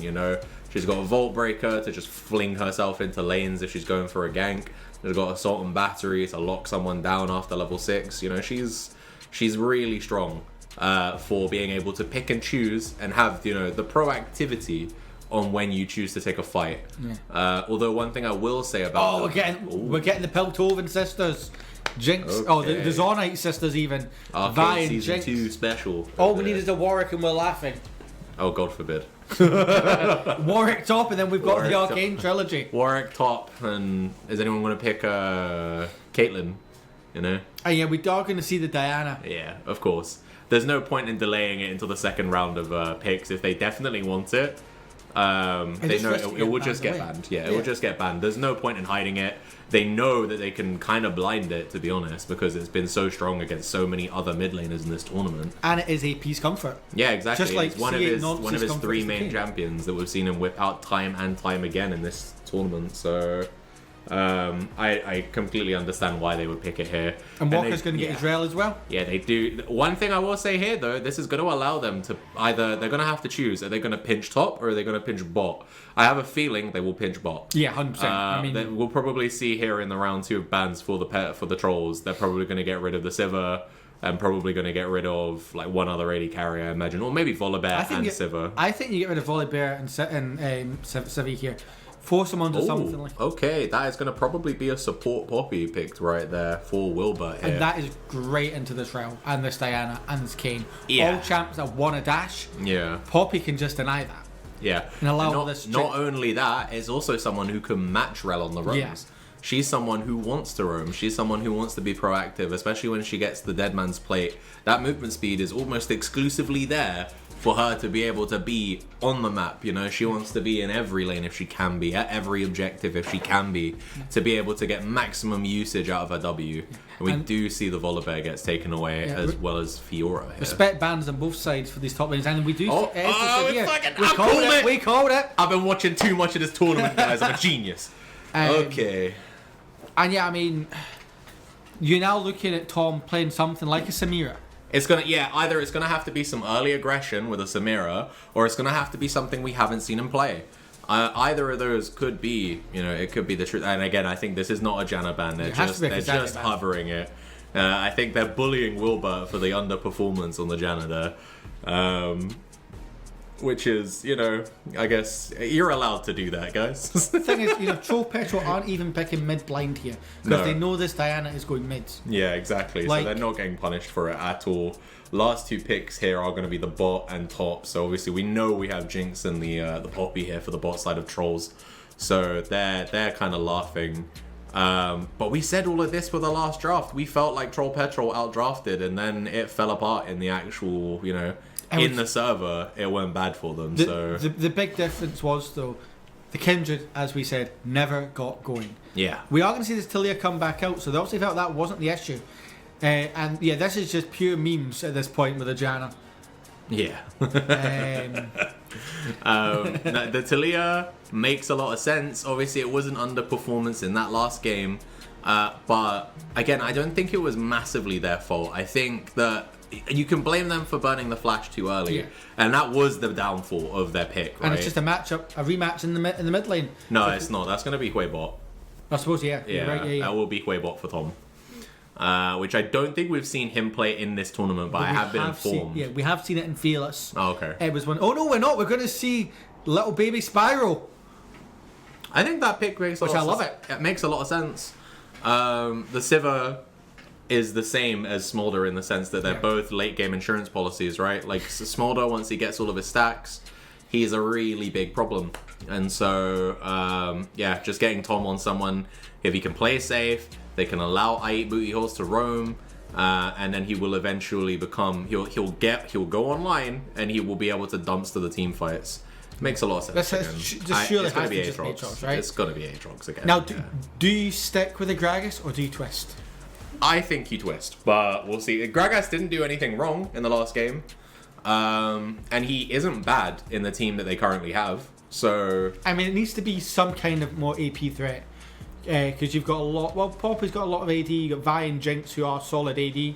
Yeah, Talia is good for AP damage. She's one of the better prolonged DPS champions, especially as I said with the build where you prioritize cooldown reduction. Yeah. She can get her Q out really consistently. But I would agree that I expect to see an AP top, but I really want to see the Mordekai's to take the Smolder out of the fight. With the Death Realm, you can take this Dan out of a fight. You can take Smolder out of a fight. You can take Kayn out of a fight. And that could be. But we're going to see the Viking instead. Okay. The Norwegian is playing the Viking, folks. Olaf is interesting in this one. So him being able to use Ragnarok will be able to prevent him from being CC'd by the Diana, CC'd by the Rel, which is big, CC'd by Aatrox if he can, one of the main things that's super annoying about Aatrox in lane is if you can't dodge his Q, not only do you routinely get knocked up, which is annoying, but it's also most of his damage as well. So being able to just hit R if you want to fight him and being like, okay, cool, well you can continue to dash and Q, but it's not going to slow me down. You're not going to be able to stutter me. I can just run through it. And then presumably he's going to take Ghost. And so he's going to just be able to run into the Aatrox. And then it will just be a fight of who heals faster. Because Aatrox heals a lot. But the lower HP Olaf gets, the more he heals. And that's exactly what I was going to get to. Olaf becomes the more deadly as the less HP he gets. Yeah. And in this matchup, that could be what is the difference. And we've seen Linium, he has the mechanics on a lot of these champions. I don't think we've seen him on the Olaf this tournament. We have. Oh, we have. Yeah, he, if I remember correctly, I think they picked it in one game and it did really well. Yeah. And I would expect to see a similar showing here. Yeah, I also expect to see the Vi prioritize top now that Olaf is in there, Olaf is a champion that is pathetic from behind. I don't think that's mean to say. No. He is a champion that needs to be at least even or ahead to feel useful because he doesn't supply anything to your team other than damage and the ability he can't be CC'd. So, if he's ahead and he's got a damage lead, he can hurt you more than the enemy team can hurt him. Then yeah, cool, he's great. He can carry team fights, right? But the problem is that if he's behind, he has less damage than them, and all he can do is run in. You know, his Q slows slightly. That's not big enough. That's not big enough to pick him if if he's behind. They didn't have enough follow up for any of these big barrels. Whereas with this Olaf, he is the damage. Yeah, Olaf is the damage. He's self-sustaining in that sense. And one thing that's also nice to mention here, the enemy team, all of them do have dashes, which is rough. Technically, is Smolder's considered a dash? I'm not 100% sure. I think it is because he does get to go over terrain, but I'm not sure if it's a dash. I'm pretty sure it is grounded by the Talia and the Poppy, and that could be a big thing as well. Yeah, one thing I didn't get to quite say when we were talking about the mid lane matchup and why I feel like Talia isn't a bad pick here. We did see Z-Man get abused in that last game. But Hui didn't have any dashes, so his E was exclusively just there to extend the stun on the W, right? Well, that's it. Whereas now he can actually reactively E when Diana wants to go on him, and it will stun her and prevent her from being able to all in him. And that could be big. That could be really big. It can massively change the kind of pace of the mid lane. Not only that, Poppy can follow this rail. If Rel makes an engage, or Poppy can instigate the engage, rather than this Janna, who was always five seconds behind the play. Yeah, I agree. For sure, if Poppy can be proactive, unlike the Janna was in the last game, I think that they definitely have a lot of tools here to deal with the cuties. Like we said, every single member on their team has a dash, and they have 2 ways to punish people for trying to dash. Massive ways to punish. Yeah, they'll get a knock up from Poppy if someone dashes into her, and they'll get a stun from Talia if they try to dash towards her. So those are 2 really good answers right now to the cuties draft. And the thing we haven't talked about is the Jinx. You Yeah. know, we all know Jinx, when she gets a couple items on her, she is the ultimate hyper carry. If she gets one reset, she can wipe a team. Especially, if she can get excited. Yeah, that's the whole key to Troll Petrol. They need to get the bench press fed, and they need to get kills. They need to punish the Smolder relatively early, because if we do get to Elder status on Spyro, this game will be a quick 2-0. Yeah. Well, I would say agree. quick, but quick in terms of Smolder. As quick as one can get 225 stacks on Smolder. Yeah, I agree. Which, if there's anyone, Tom's the man. Yeah, yeah. Considering he gets left on his own quite a lot, we'll see. I don't know. I expect to see the Rel maybe stick around the Smolder a little bit more because he is a little bit more abusable. I think. I don't know. Obviously, he has his dash to get away. Like he can fly out, right, which is nice. But I'm not super convinced that he should be as safe in this lane. It really depends. He's definitely not. He'll be safer because of the fact that Wilbert can actually roam now. Yeah. And so it will not be a 2v1, it will be an isolated 1v1 against the Jinx. But Jinx does outrange him. Oh yeah, so... and probably outdamages him before 20 minutes, 25 minutes. Yeah. So it'll be interesting to see how it's played around. Especially with the 1 item power spike as well, because she'll go for Yuntal Wild Arrows, which is a really good item for her because it gives her all of the stats she wants. Yeah. Meanwhile, Smolder, I assume, is like Essence Reaver or Triforce. Normally it's in the Essence Reaver or something like that. Something that we're going to get mana back, so you can cast those Q more. You also see sometimes you've got at least the old build, you had the, what's that? I know the TFT item, but the green kind of Shojin. Shojin. Yeah. That one. Joys of being a bronze player. I mean, if it makes you feel better, I'm plat and I can't remember most item names either, so don't worry. But that's Sojin, so you get obviously your extra damage on the abilities.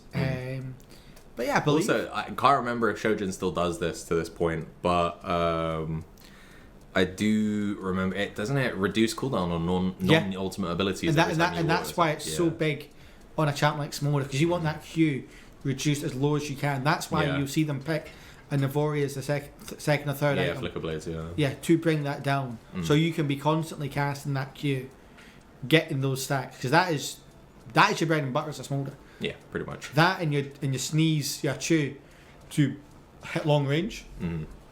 I mean... Yeah, I believe that's more of his trading tool, right? Yeah. The Q is more used to actually farm stacks. Yeah. You can clear waves really quickly with it. But yeah, the W, I think it is, right? It's the Achu is the one that he actually uses to try and trade with people. It's so big, it's the easiest way for him to get stacks on champions, because again, it's a million miles away. Yeah. And it's quite a slow moving projectile. Is that not also the reason he usually starts Doran's Ring? Well? Yeah, because it gives that a little bit extra damage for that. I mean, you can start either way, but yeah, Doran's Ring, because you need the mana, I would expect to see either that or Cole. Yeah, or Cole. Cole makes a lot of sense. We have seen Tom take Cole in quite a few matchups because, again, he is the scaler. Like, he is the person they want to trust to go in after 20-25 minutes when he's got 2 to 3 items. So he plays it really safe. He's really good at the positioning, making the plays count, so that when his team need him to step up, he just says, "Oh, I'll play the game now." Yeah. Exactly. He's like, I'm online. Wins. And I mean, we saw it in game 1 there when he did get online on the Mel. He was playing really aggressive. He knows his limits really well. He's really solid on these AP champions. Obviously, he has a Seraphim main by trade. Yeah. And that's why when you see these AP bots, the Mel, the Hui, it's such an easy transition for him. whereas we have seen him pick a lot more of these AD champs. Yeah. However, when you've got an Aatrox in the top lane, a Kayn in the jungle, and even he's playing the Smolder this game, who is still very much a spell-based caster type champion, more similar to an MF than the Jinx. Yeah, for sure. And the standard marksman, but hopefully, I mean, I'm pretty sure we should be going to game very shortly at this point. Yeah, a couple minutes more than likely. I would like to point out though, both teams have very similar damage profiles. Yeah. So, although I will say I favour more Troll Petrol's damage profile just because of the fact that Talia's damage is prolonged, whereas Diana's is burst. So if Diana doesn't kill the person that she's trying to get, she just doesn't have damage again until her cooldowns are back up. So, whereas again, Talia will have her cooldowns up every 4 seconds for her Q, right? So she can just continually spam that out. And yeah, here we can see we've gone into game here. Just gonna quickly have a look at runes and masteries to see what we have. We are seeing Kayn trying to take possession of this topside jungle from the Vi. It might be a bad time for him though. I mean, Z-Man and Linium are there. They probably know he's there. They're going to escort him out. And I don't see any vision. They see if we ward. There's a ward there in the jungle, in the bush. but that's not the worst, but not the best ward. It's fine. It will let them know that Vi is starting topside. That is what it's there for. It doesn't need to be there for much more. Yeah. The only time realistically that would make a difference, they would want it in the chicken pit if they have a really aggressive mid laner who's looking to invade. You know, if you're playing something like a Yone or something that when you're like level 2, you're probably stronger than the enemy jungler, and you find them on chickens unawares, you can kind of just go in and fuck on them. Yeah. But I don't think Diana's going to do that, so it doesn't really matter too much. And we do see, again, just kind of standard lanes here. Aatrox and Olaf is going to be, for me, the lane to watch, because if Olaf can get ahead, we can see a couple of these axes taking Mr. Clissy out. A lot of axes. He will take a tower shot, though, which on any other champ you'd be worried about, but on an Olaf, it's not the worst case now, though. We do see Aatrox. He has to burn Ghost, though.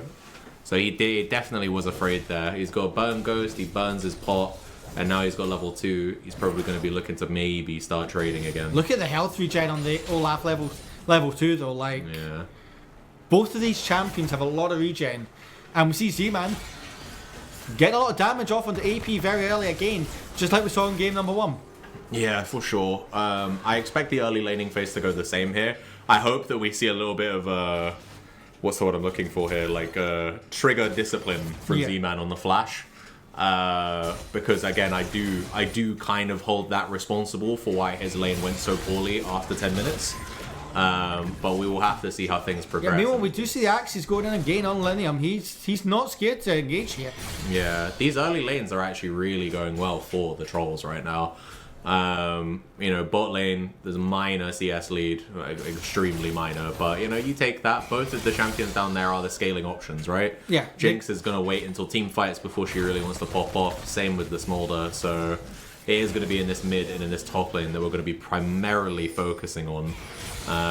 We do see a base here comes out. I believe it might have been a cheetah recall for the Olaf there. So he's going to try and make sure he can catch as much of that wave as it crashes into his turret. But he will have a small item advantage. I mean, we do see Real landing the stun on the Poppy, but this Poppy is so much more robust than the Janna from the previous game, so that's not really going to have much effect.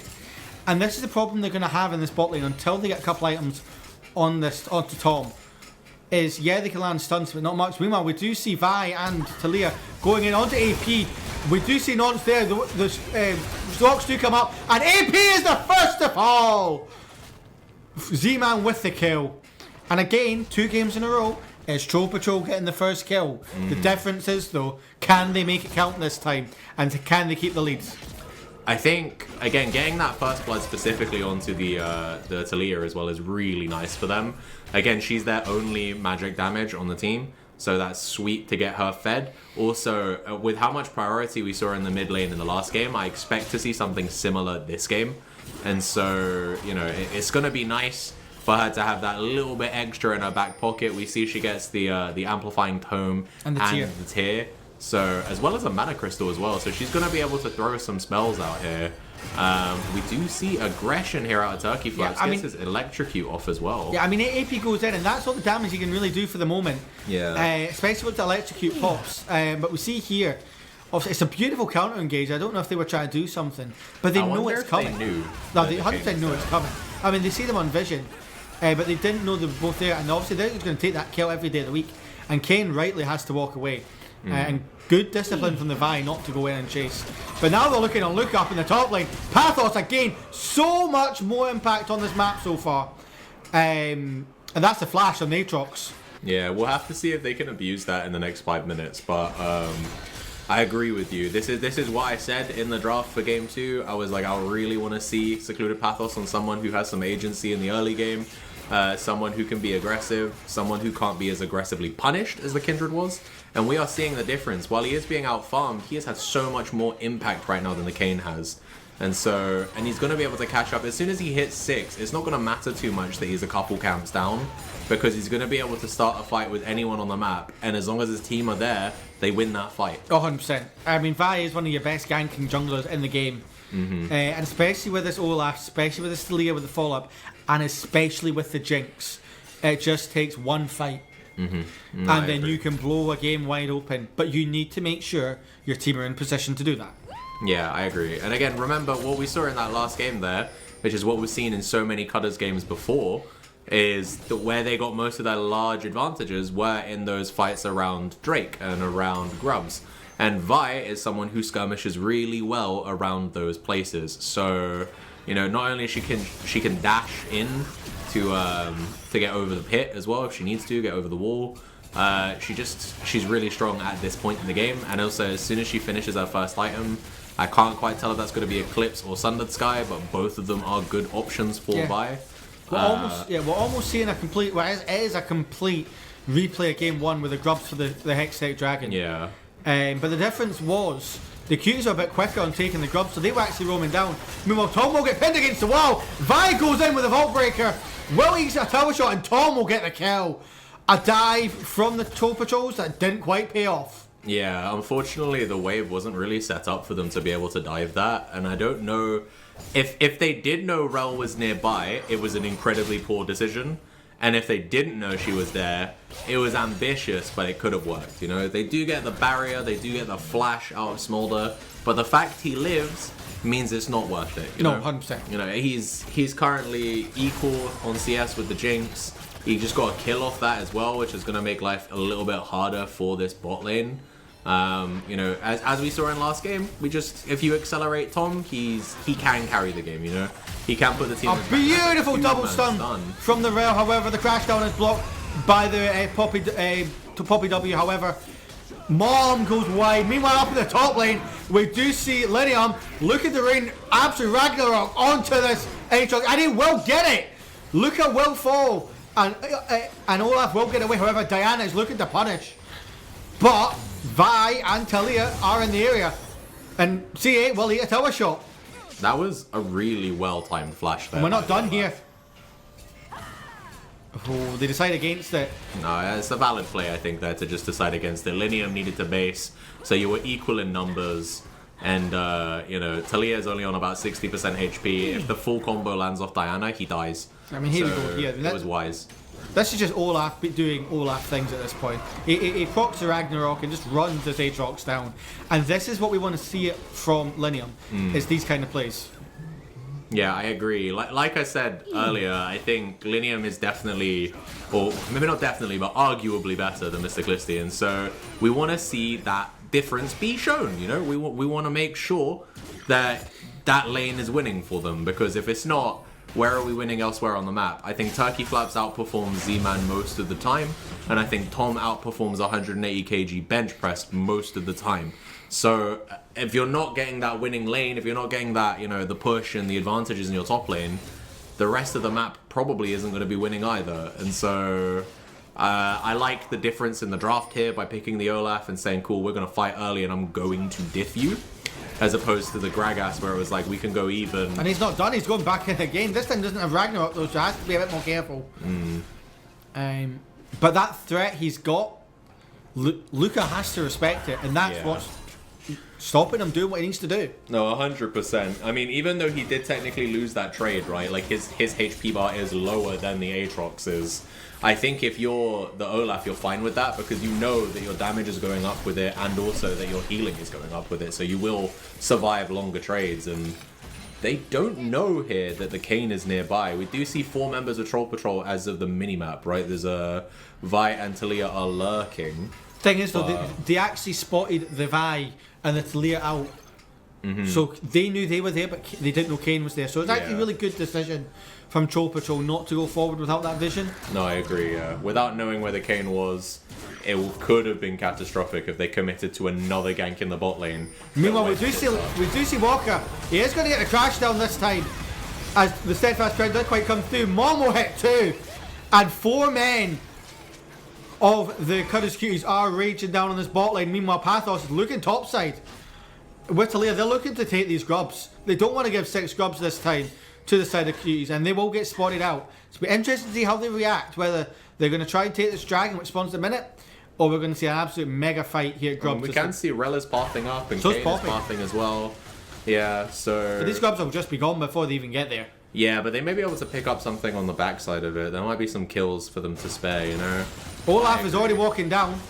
They know the threats there. Vi does have smite, so that even though this will be a 50-50, she is going to just take it, and we do go 3 for 3 here. Wilbert's caught though. Steadfast President comes out a bit early, but that was great work because Poppy's got enough movement with these with a winged plate that she can just walk away. Yeah. With these tier 1 boots as well. Meanwhile, Luca is not going to be able to get away. Has to flash away again from the Olaf. Vi trades an ult and the flash, and that will be feature warfare to the side of Troll Patrol.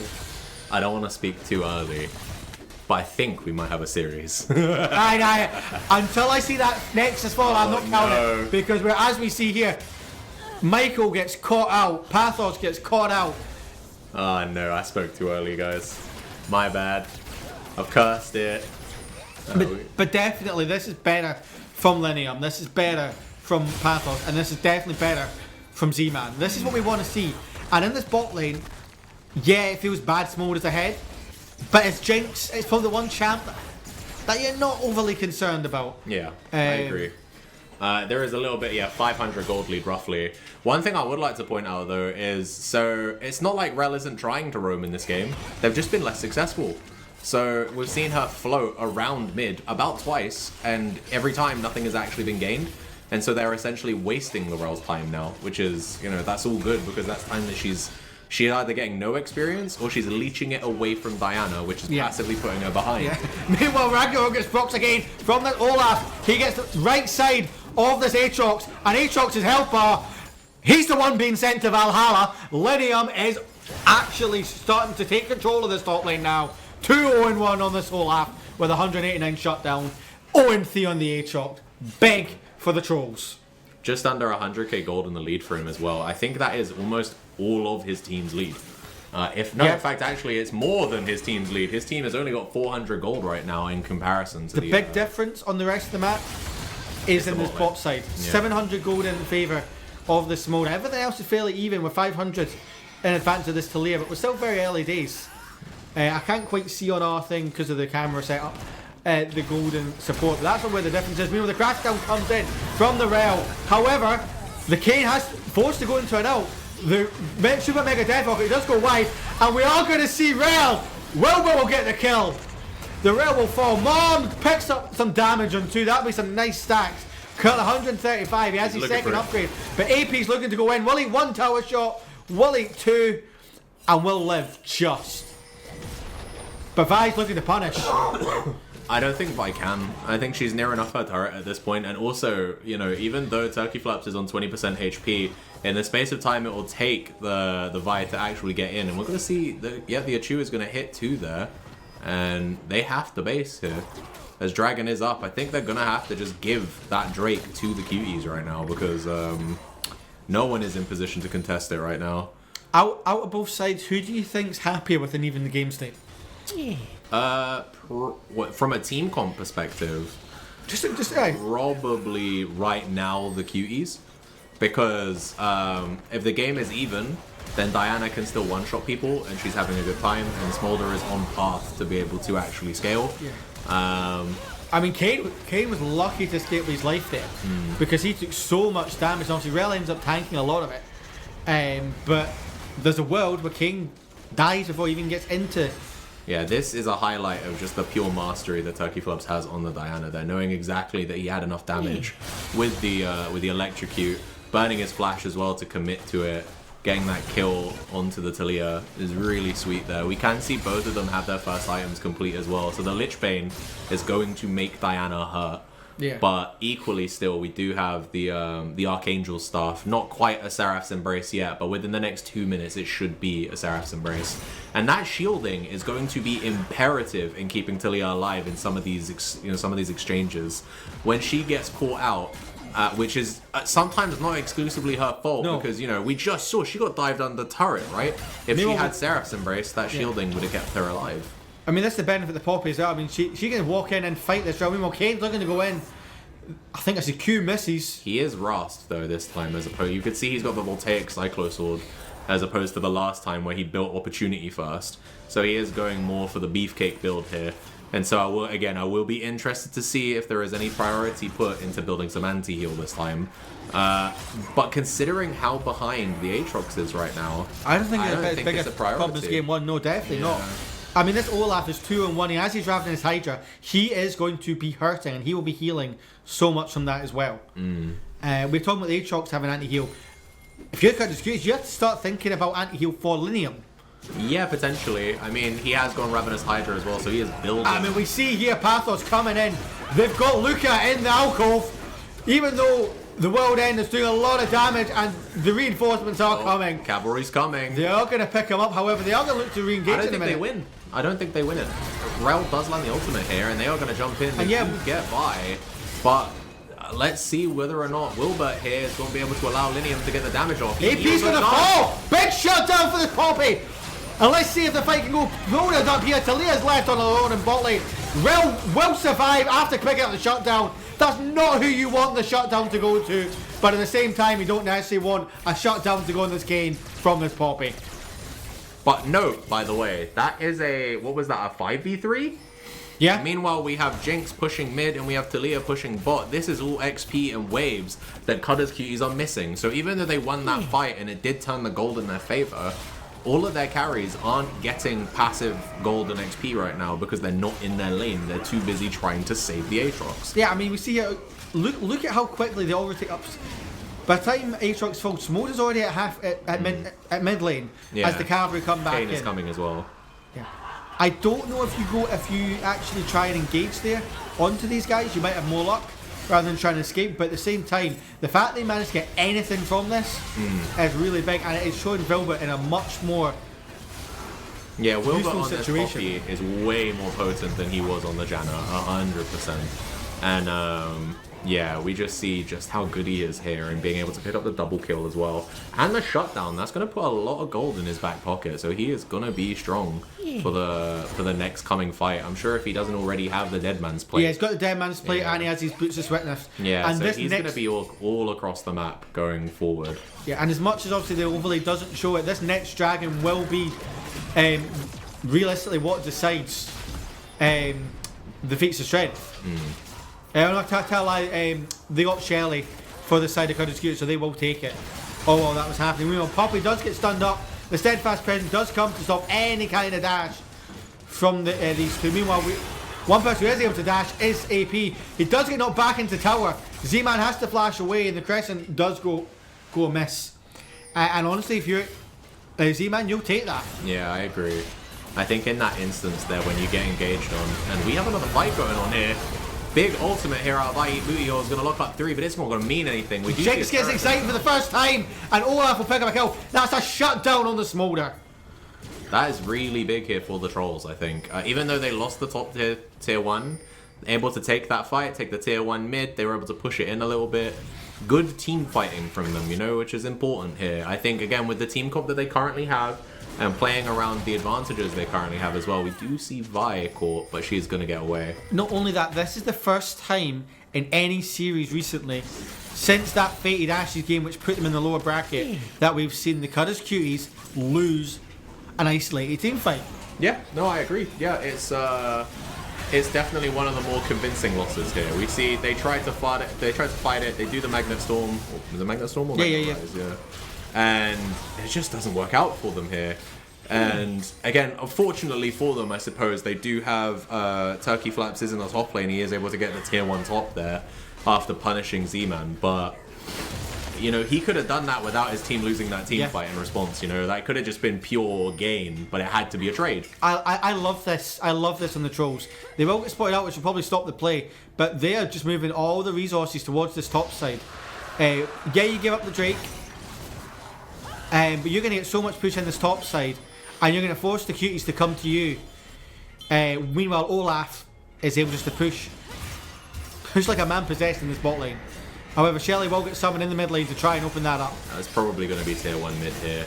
And that is going to swing the gold lead back in the Cuties' favour right now, I think. It's so even this game. Oh, okay. We do see they try to stop it here. Burn the smite, maybe prematurely. Yeah, Kane jumps into Olaf, but doesn't do much. Oh, he's going to die. And he's just going to die. It's a massive shutdown to Vi, who is actually having an impact this game compared to game 1. And that's the big change we've seen from Troll Patrol. Yeah, oh, what an engage! The Talia wall comes in! It is an absolute murder ball there. So many death shutdowns for the Aatrox. However, it is the Trolls who are absolutely raining hell and coming out on top in the jungle. Yeah, that was a clean team fight, and honestly, a clutch ultimate there. Clutch Weaver's Wall by Z-Man. Locked them down into one kind of isolated corridor that hopefully we'll see in a replay going. Yeah, I mean, look at this. Obviously, we see the fight onto the Rift Tower. Somehow manages to negotiate his way through to head on the turret. However, at this point, Kane is a dead man walking. Yeah, I think it wasn't worth it for the charge. You know, I understand why he committed to it initially, but the punish is really strong. And then Wilbert here being able to just walk in around 3 guys, and yet here we see Weaver's Wall comes in. It keeps away Aatrox. Aatrox has to jump over the wall to just rejoin the fight. Look at and then in the isolated fight, yeah, on this Olaf. Bro, the Jinx as well has been able to just free hit everyone. She's having a great time in that team fight. She's 1 of 5 right now. She's not picking up the kills, but she is laying down the damage. We also see the Cuties. They are trying to get a steal, an easy play on this Dragon. It's at 2100 health. So they're just going to take the Atakan. That is maybe a misplay from Troll Patrol, not being able to leverage that. Yeah, I think there it was probably just Cuties making a decisive call and the Trolls not making a decisive call. Oh, okay, we've been informed we didn't see because of the replay, but apparently the Trolls did go for it and they had been forced off the objective, so yeah. Classic Atakan kind of bait gameplay there. They lost too much HP, they lost too much MR, they lost too much damage, and then the Cuties were able to sweep in and kind of just take advantage. So they do get themselves the 25% buff on all, was it all neutral objectives, I believe. So Baron, and so many flowers. And the dragons, with which they have 2 dragons. Yep. And then all of those flowers that gives them all of that XP and all of that adaptive force. So, you know, they're not going to be mad about getting that because the gold value on that is probably worth more than the gold difference between the 2 teams right now. Not only that, look at Smolder. He's at 239. He has his execute. He is online. Yeah. And this, he's got his 2 items. He's got the Shojans, like we said, the Mana Reaver, like we said. While Jinx only has the Yuntals and a pair of boots. So it'll be interesting to see how quickly they can get. I believe it's this Infinity Edge that she's building. Meanwhile, Olaf is trying to take the blue buff away and will succeed. Yeah, against the Aatrox can't really stop him. The true damage on his E is just higher than any individual ability that Aatrox can use at that point.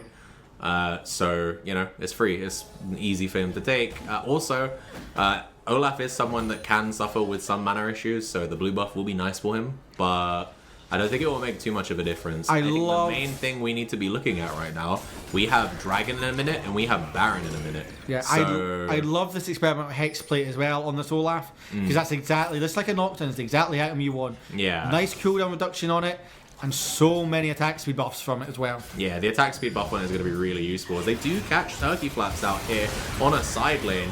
3 members come has to burn his Zonyas. And he's just dead. Even with the Super Mega Death Rocket going white He for might be not able the to make first something time. happen here, though. Look, Mr. Callisti's coming in on a TP. Tom's here too. Velvet is here. Telly is here. Padlet looking to get back in the fight. Jinx is in the back line doing a lot of damage. And we will see Aatrox get the kill on the Vibe. We do see the Execute come out from the Smolder. And this is where Smolder's going to be able to play the game. Shut down onto this Olaf now. And what was looking oh so good for the Trolls. Smolder's just going to say, hi, I'm here to play. And we'll just absolutely swing the game like the Cuties always end up doing. That was a poor team fight there in the end. Don't get me wrong, the initial pick was good. Going on to Turkey Flaps and finding him in a side lane and committing 3 members to shut him down was sweet. And we're probably going to see it in a replay now. But yeah, look at where the members of Cuties are. And as soon as they notice that Turkey Flaps is in danger, they just commit. They start running as soon as they can. We get the TP coming out of Mr. Clisty, and he's now in between the Trolls and their base, so they have to go through him if they want to. Yeah, that Zonya's bought so much time for the reinforcements to come in. Yeah, and also he burnt all of his cooldowns as well, so it's not like he didn't get to do his damage. He did all of the damage he needed to do and then died, so it's like, you know, he still did his job even though he got caught out. And yeah, then his team just come around, the cavalry come in, and they just sweep. And yeah, it looked pretty rough for the Trolls after that, you know. We just need to see, is there any hope for them to get back? Yeah, I think they can. They're only 600 gold down right now, right? The main issue, I think, is the fact that they've not got any control over these dragons. So that's where they're really suffering. But again, one fight and the win con's easy. Get rid of the Smolder. I mean, the Steadfast Presence stops Diana from following up onto the Poppy. But they're going to set their attention to this big purple worm with Aatrox in the bot lane. So they send the 4 members up to take it. And the Trolls are caught sleeping under the bridge again. They're not anywhere near. As soon as they see Vi clearing that ward, they commit 4 members. And this is what the Cuties do so well. They just, you know, they decisively commit. And we see Weaver's Wall is going to come out here, try and keep them off of this. That's a really good wall. Yeah, it was a smart choice to delay it a little bit and give Vi a chance to get in. But will Vi actually be able to get in here? We're going to have a team fight. And the Baron's really low. Are they going to be able to get it? Don't King does secure it. And this is, at this point, obviously, the Cuties are just able to free fire. Meanwhile, Linium trying to do anything onto Tom. However, it is a clean ace. For the price of a rel, a fairly clean ace for the Cuties. And now they're 4k gold in the lead, and they get the push here on mid. They're probably going to get this tier 2. And again, like, just as we think the Trolls are getting something right, an utter sickener for them. And Cuties are just going to continue the dominance in this series. This is... I don't know... We have 10 seconds until Secluded Pathos is back up and a little bit more for the rest of his team. I don't so think they can't end. win. No, they can't win off of that play. But they do still get the inhib, which is massive. And yeah, so we do get to see here... Beautiful wheel as well. Beautiful it does its job. It keeps them away from it. It makes them kind of de-escalate on the Baron. And then as soon as it goes down, they go straight back to it. They try to make a fight work here, but unfortunately it just doesn't really go their way. And then we see, with all the vision they have, they're able to just find the correct people. And even still, Kayn here on the back end, the Troll Petrol didn't even know he was there. And so Jinx walked there thinking they were walking to safety. But meanwhile, they just feed the Kayn another kill. And now he's 2-1-5, and he's on 3 items. You know, he's got the Sterax gauge now, which is going to be making him even more beefy, even more difficult to deal with. And Seaman's got to be careful here because AP is just setting in things. Thankfully, the Baron minions will give him away, but he's just going to get blown up by this Diana. It's probably a kill. Surf Shield comes up. Poppy is here to try and help. Burns the ultimate. That's great work from Velvet. However, we do see Walker coming in, and as much as they are grounded, the hopes of the Trolls look to be grounded as well as the 5 men collapse, or 4 men collapse onto this Poppy. Meanwhile, we do see this Olaf, who was ahead, is now back down in levels to this Aatrox. And even with Ragnarok, he's the one going to Valhalla this time. Luca is now unstoppable. Yeah, that, I don't know, man. I think, again, at this point, I think the game is over now. We can see, what, it's Jinx and Vi against the world. They lose another inhibitor, and as soon as these 2 waves crash, we have a super minion wave coming in mid, and we have a normal wave coming in bot. How did they defend against 4? We do. That's what nice the problem solo, is. But that's just a 1-for-1, and now it's Jinx against the wall. There's still 4 members here. That's game. Yeah, it's They just probably can't gonna be- defend. Like, Smolder's way too fed. Tom played a fantastic game, taking his time, and when the moment mattered, he was there to take advantage, to take the kills. The Trolls didn't dominate early enough in the early game, and it will be a game 2 for the CUDDERS Cuties, who will go to match point. God damn. It's straight from the losers bracket Continuing. to a match point in the grand finals. They are putting in a shift today. CUDDERS Cuties right there. Doing Cudder proud. But yeah, even though he is here, they're winning it for his 30th birthday, you know. There's a much more competitive showing, Oh, 100%. I will say, from Troll Petrol in game 2 here. They put in much more work than they did in that first game, and it was looking much more convincing by them. I am filled with a little bit more faith that they can win in game 3 after that performance that they just gave us. But to see the throw from being ahead, right? They were ahead like 3,000 gold or something. Thing is, it was almost like the Cuties, they knew they had it in them. They were waiting on that right moment, and as soon as that moment came, they just exploded. Yeah, they called it. As soon as Smolder was online, you saw there was a massive change in impetus from the Cuties, and that's what turned the game. Yeah. That is why we are now in 2-0 for the Cuties.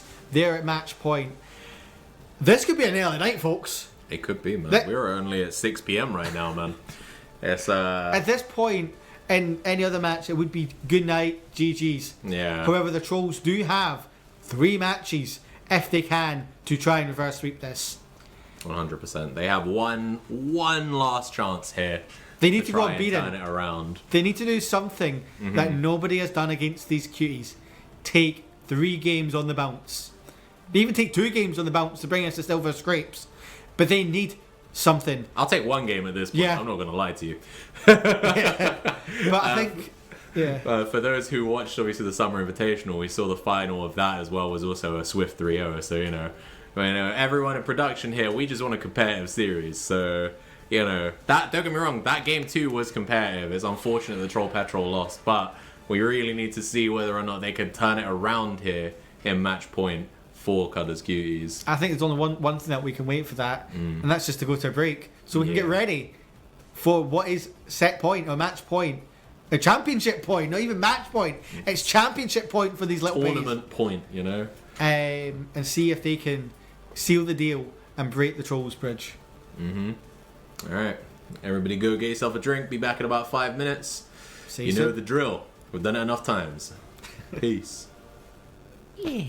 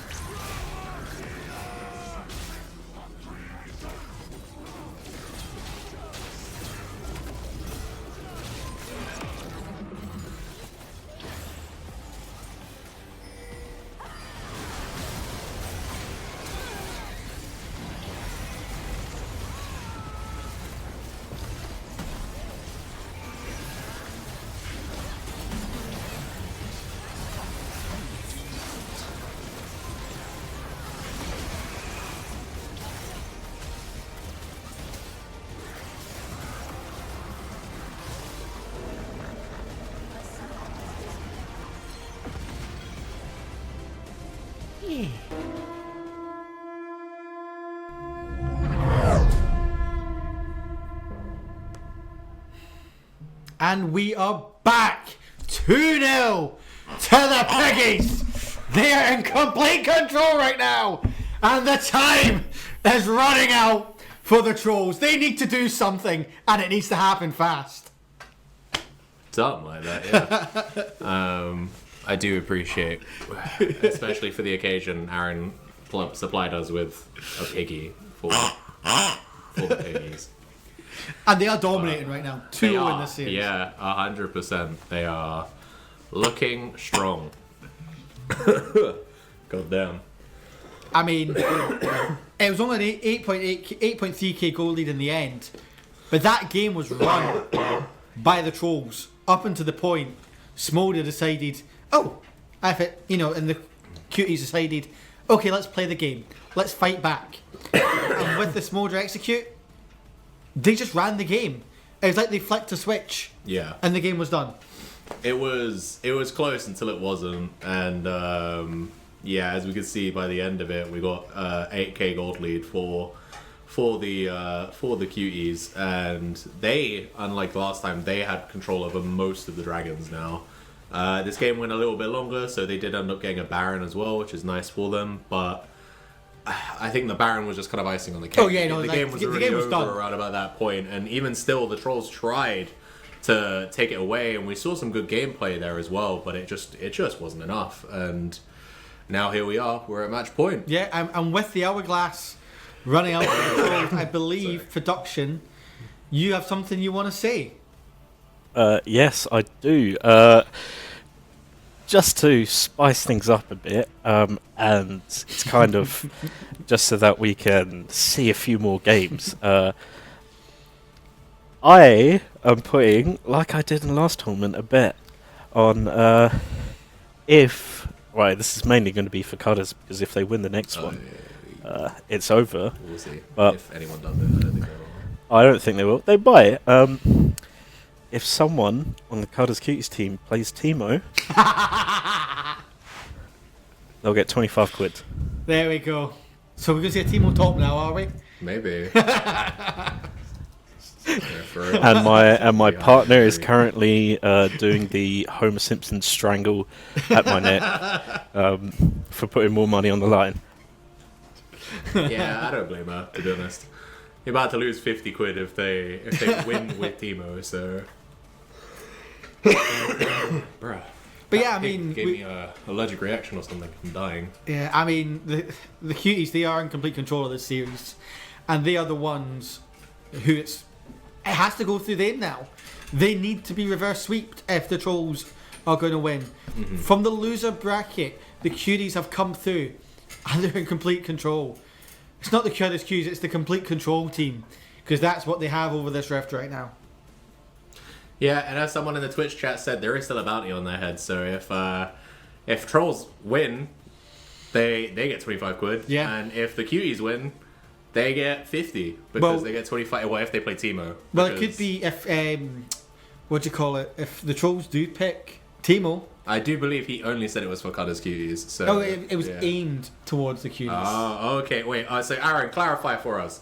Is it if anybody picks Teemo, or is it just if the Cuties pick Teemo? I did tell the Cuties if they pick Teemo and they win, they get 25 quid. But I'll put it. They have to win. They have to win with it, man. All right. Thing is, I wouldn't put it past Walker picking it in the bot lane, just for the meme. At this point, maybe we'll have to see how it goes. I have a strong feeling that they probably won't pick it, but who knows, man? We'll have to see. I don't know if any of them are secret Teemo mains or something, or maybe they'll just get their jungler, because they said when they picked Nocturne, they were just like, just show me a guide. Maybe they'll do the same thing for the Teemo. I don't know if jungle Teemo is a thing anymore. Thing is, you're 2-0 up. You need one game. You've steamrolled every single game in the last God knows how many series. You can have a content game if you so please. As much as you want to secure the final here and now, you can maybe have a content game if you really want. And we're going to have to wait and find out what this draft is. Currently they're on a 12-game win streak, so which is insane. Do they really want to risk that with the Teemo? Who knows? I would love to see the Teemo. And I would love to see the Trolls win because I want a game 5, never mind a game 4. I want silver scrapes, boys and girls. But to get there, we need to get another 2 wins for these Trolls. Yeah, I would also love to see us get a competitive series here. But I also want to see it happen in a fair playing field. I don't want to see it happen because they decide to pick Teemo. But we'll have to see how it goes. What do you mean? Teemo's a great champ. Oh, of course, dude, of course. And here we go. We do see the Seraphine and the Xerath and the Gwen and the Corki as have been mainstays this whole series. Yeah, fair. And the Mel gets banned. Again, so yeah, they're just saying the exact same bans from the Trolls. And the Nevia taking away from T-Man. Yeah. And they're doing it! No, that's not locked in yet. That's not locked in. That's a Go on, go Cuties. You know you want to. Nah, they ain't gonna do it. Go on. Do it. They're thinking about it. They're thinking about it. Do it. Oh, boo. Oh, boo. But it doesn't mean they're not playing it. It just means they're not playing it in jungle. Yeah, they went for the same thing they've gone for the last 2 games, which is just We're gonna get straight this into the first pick, Kane. So Yeah, I mean, when you've got C8 being on his main, he's so comfortable on it, you might as well. yeah, no, I agree. He's looked super confident. We've seen him play it in both styles as well. He whipped it out for the Shadow Kane in game 1, and then the Rust in game 2. And we looks like we're having a complete matchup. And yeah, the Vi worked really well. Yeah, the Vi was really strong. I think in the mid to late game, it wasn't the Vi's fault that it went tits up, but she was definitely a part of it. But in the early game, she had a lot of impact. She was really strong. She was one of the main driving forces behind Wyatt. Okay, This is a big play. The Smolder takeaway is nice. I think this is potentially, correct me if I'm wrong, it feels like a kind of a change in ethos for the bot lane, right? So the last 2 games, the champions they've picked in the bot lane, they were like, we're going to win lane. And now it's, we're going to try and scale with you. Instead of trying to beat you in the lane and punch you down, instead we're going to try and scale alongside you and then hopefully out team fight you. Because they know whatever Tom picks next is probably going to be something that's looking to scale. Like a Severe, something like that. Unless he whips out the Samira, but I don't know. We'll see how he's feeling. Maybe he's feeling spicy. We do see again, just like last game, we lock in the Diana here for AP. And I wouldn't be surprised if we do see the Rel locked in again because it hasn't been banned. So it's worked every game so far. Didn't have as much success that game, so I don't know if they will. The other thing is, do you just lock the Volibear? Oh, it's like you said it and he just appeared. Okay. I mean, it's been getting banned in the second wave. You might as well take it. Yeah. I mean, I feel like Luca has had a hard time in this series so far, right? Game 1 went fairly even. Game 2, it was unarguable that it went badly for him. Their team won despite. But he came back by playing on the team and getting those kills. Yeah. His team was ahead, and in the team fights there, he was still able to have some impact. So it was like, but I do think in the laning phase and in the kind of like mid game area where you're inside lanes and fighting either the top laner or the mid laner, he did have a really hard time in that game. And so to get him on this comfort champion, we do see the enemy team also here are going to take a comfort champion for. That's a massive comfort champion. Yeah, these are 2 champions we've seen get banned by both teams. I don't know, Aaron, can we zoom out so we can see the second stage bans? Because it's a bit like the desk is in the way. Yeah, there we go. go. Let's go. All right, so as we move, I mean, while we know the Volibear and we know the Cassante can't get banned now, they've already been picked, and we immediately see the Rel gets taken off the board. And this is going to be big, if you ask me, because the Rel has been really high impact, so especially in these team fights that they've been having. So it will be interesting to see what they can take off instead. And we do see the respect ban here on the Poppy, because Poppy was a problem in that last game. And again, they have a lot of dashes still, a lot like Volibear, like Aatrox. His Q is treated as a dash, and so he can be bounced away by the Poppy W. And so there's a very good ban here. If they're hoping that they pick the Janna again, to be honest. But we'll have to see how it goes. I mean, the Maokai ban, that's peculiar. I guess they want to remove the support engage options. Yeah. I don't know. We have not seen Maokai picked once in this tournament yet. But I am assuming that Maokai ban is because they're worried that that Walker might pick it and be just an engaged support, right? Because we haven't really seen Walker play too much on the way of engage. It's Rel or Taric. That has been it in this tournament so far. We haven't seen him on anything else other than Enchanters, right? We've seen him on the Sona. We've seen him, I think, on the Karma a few times. I would be very surprised if we don't see Karma here. Yeah, Karma makes sense. I think this is a Karma Severe. But we've seen them do it before. Karma Severe, yeah, I don't think that's a bad idea. But I'll be interested to see what the Trolls pick here. So, again, they know they're facing the Diana, so it's not a blind. Do we see the Taliyah again? I feel like the Taliyah had real issues. Taliyah's not worked out. I would personally like to see Galio. Galio's not a bad idea, if they know how to play it, yeah. Because you've got a lot of team fight pressure. We're going to see a Victor. We're full sending the scaling comp here.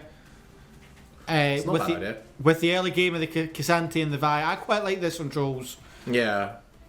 Also, Victor has not quite as aggressive as the Taliyah, but being able to W on yourself as soon as Diana jumps on you can actually turn some of these aggressive dives that the Diana has been doing into return kills. We are going to see a Leona, though.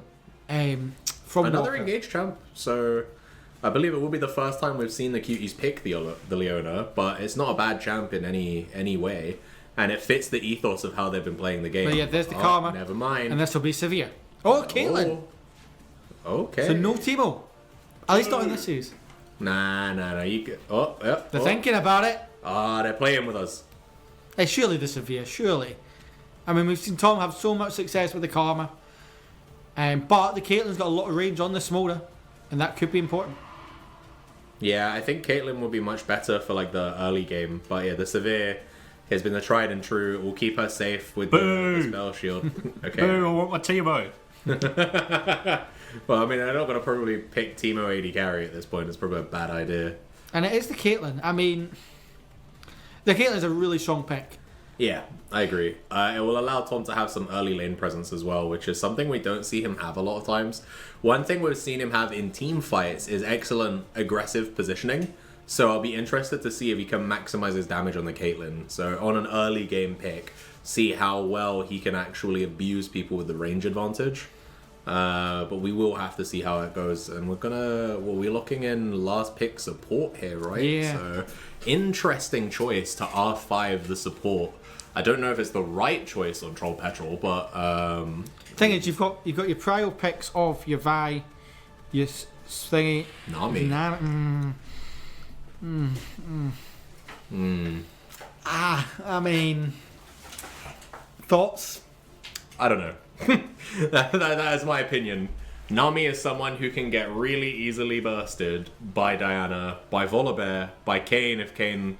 They also don't have... other than Linium, the rest of them are going to be quite squishy. Yeah. So Kayn could go Shadow Kayn in this game again and then just, go fishing every single time his ultimate's up and just kill this Nami. So and also in the early game, again with Caitlyn going to be having all of the priority in the world, she can just bully Nami as well. Like, Nami is a very squishy support, so I think she's going to have a hard time. The big difference is, though, these two here are your massive scaling carries. Yeah. If they can get to late game, and it's a big if, we can get the 225 on Smolder. If Victor can get fully stacked, Troll Patrol should win the late game. Yes, I think I like the idea. Is a key So word. they have the Vi here to hopefully get them some early kind of pressure and presence, right? Like they're looking to hopefully be able to pick up some kills, maybe in the top lane, maybe in mid lane, wherever they can get them, right? Just to kind of, what's the word I'm looking for here? Kind of like speed up the process of getting their guys into the late game. But otherwise, they are going to be waiting for that 2-item power spike, the 25 minutes kind of point where the Smolder is online with his stacks and the Victor has at least 2 of his abilities upgraded, and this is where they should begin to take over. But the real question will be, how much do they have to lose before they get to that point, Well, How much will they hemorrhage before they become the late game team they want to be? Yeah, and that's one thing the Trolls definitely don't have a lot of. They don't have a lot of time.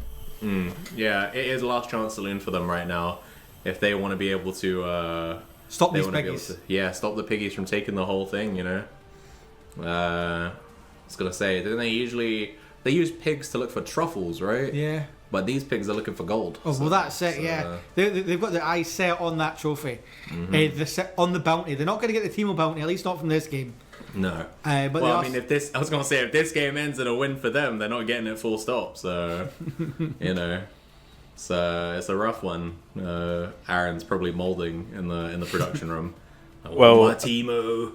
I did want my Teemo, but apparently Turkey Flap said they did want to pick it mid. I don't know why they didn't. I think there would be good mid. It's good anywhere. Teemo is the best champion in the game. I mean, the best champion is Red 1 ban. Let's be fair. And it's the right call that she's not got through. Because, as we said earlier, giving Tom the Seraphim would just be criminal. But we've seen whatever you put him on, it's criminal as well. Yeah, he's been really effective throughout the entire tournament, to be honest. He has been arguably one of the not least shouted about, because we have talked to him quite a lot. Yeah, but in the later stages of the tournament, we've talked about him a lot. But when it comes to a lot of the focus, it's all around this top lane, it's all around this mid lane, it's all around the support. Tom just does his job. Yeah. And he does it extremely well, so when the team needs him, he's there. And we've got to see how the Smolder Victor combo can deal with it, because realistically, that is where the win's going to come from for the Trolls. And this could be, we either going home after this, folks, or we're in for an absolute banger. Yeah, for real. I am interested to see how things work this time. So we saw in the first game with the Gragas that it was kind of more of a disengaged thing, right? Then we went for the more aggressive, more DPS focus on the Olaf. And now we have Cassante. Cassante is really good at protecting his carries and also going on the enemy backline if he needs to. So he should... I'm interested to see how this plays. It's a champion that we know Lilian plays a lot. So, again, and he's up against the champion that Luca likes to play. So, they're both on their mains, and it'll be very interesting to watch top lane in this game. And this is exactly what we want to see. And I mean, I'm just trying to see the stats on it, on who wins normally in this matchup. And it does look like it's only a small win, but it is the Volibear. Yeah? Okay. As we do see the Poro join us on stage. Magically. They want a troll win to prolong the series. We'll have to see if they get what they want, man. I don't know. I love how Aaron tried so hard to not get him frame on the way in. And then as he came out, his arm just swung into the frame. But, here we are. Oh, okay. He's just flashing all of the random league merch he has now. This is where we are. Just Teemo. Oh, is that Teemo? I don't know. Yeah, It's BMO, yeah. Oh, it's Beamer. Who's now got a skin in TFT. Ah, okay. The latest mythic chibi is the BMO. Right. Yeah. I don't pay attention to TFT, No. I'm not gonna lie to you. Such a great game. Or to skins in general. I think the last time I paid for a skin, actually this is a lie. I was gonna say it was ages ago, but I bought, was it Choo Choo Orn or something? Dude, that is a great skin. Yeah, other than that skin, I haven't bought a skin in about 7 years. No, Choo Choo On is a fantastic skin. That whole skin line has got some great ones with the Janitor Thresh. Oh, is there other ones of that line? Yeah, so it's Choo Choo On, Attorney Azir, and Janitor Thresh are the three. Oh, right. Oh, okay. Because it's supposed to be league champions in a real life job. Ah, okay. I have seen the Attorney Azir one before, I think. I didn't know it was part of the line, though. Hold up, what we're saying? XD's Nuts has said, I have full faith in 180 kg bench press to be AFK and farm up till 30 minutes. He's great at that, to be honest. We're going to have to see whether or not he can do that. Because his tournament dreams kind of rest on it right now. The entire team right now of Troll Petrol are putting a lot of faith in 180 kg bench press's ability to farm for 30 minutes. I mean, it's kind of essential. This morning needs to get to 225 stacks as soon as he can. just like Tom did. We saw the power of it. That's what flipped the game. The Trolls need to keep it even. They need to make sure they have a game to win. But the only way they can get that is by hoping this Vi and Cassante can get them to the mid to late game. Yeah, just to clarify for the person who just asked in Twitch chat, the score is currently 2-0. We are at match point for CUDDERS Cuties. We're about to go into game 4, game 3. And they've been 2 convincing games. Yeah, they have been. The first game was just a straight washer. They just battered them.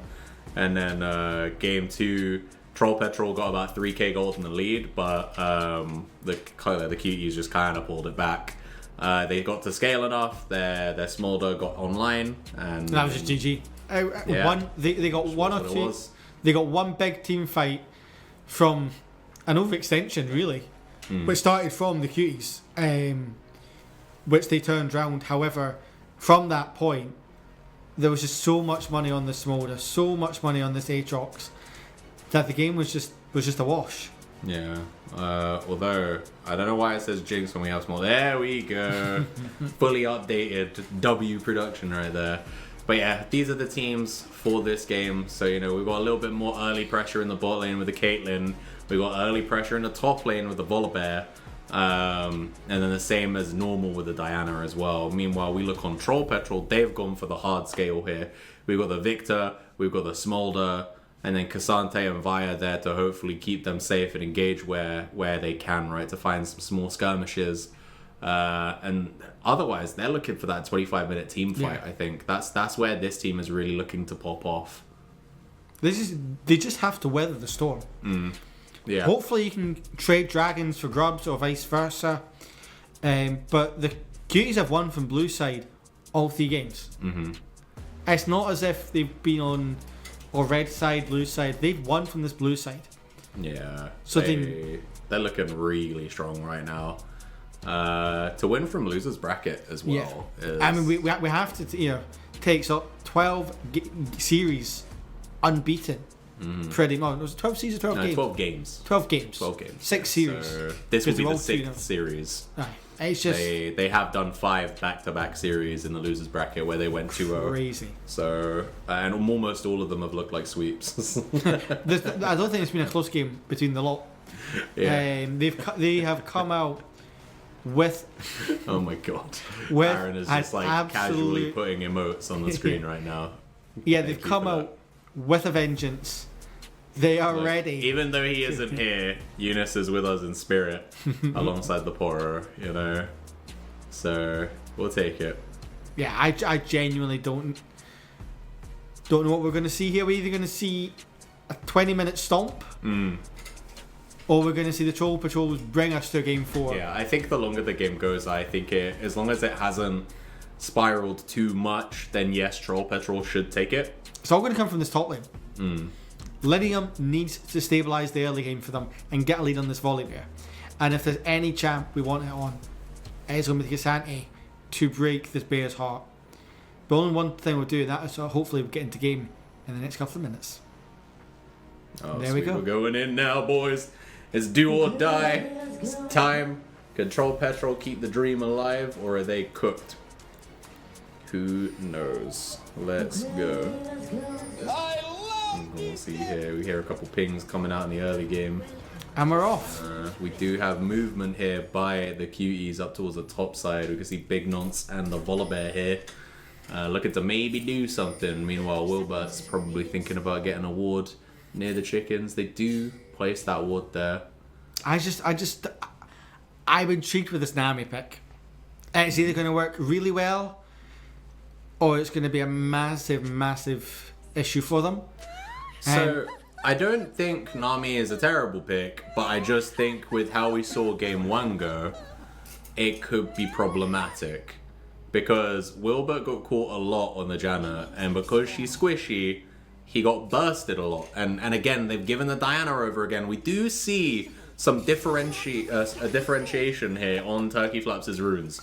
So they have gone for Phase Rush as opposed to the Electrocute even. So they are not going to be as bursty and not going to be able to just chunk down the Victor with their combo, right?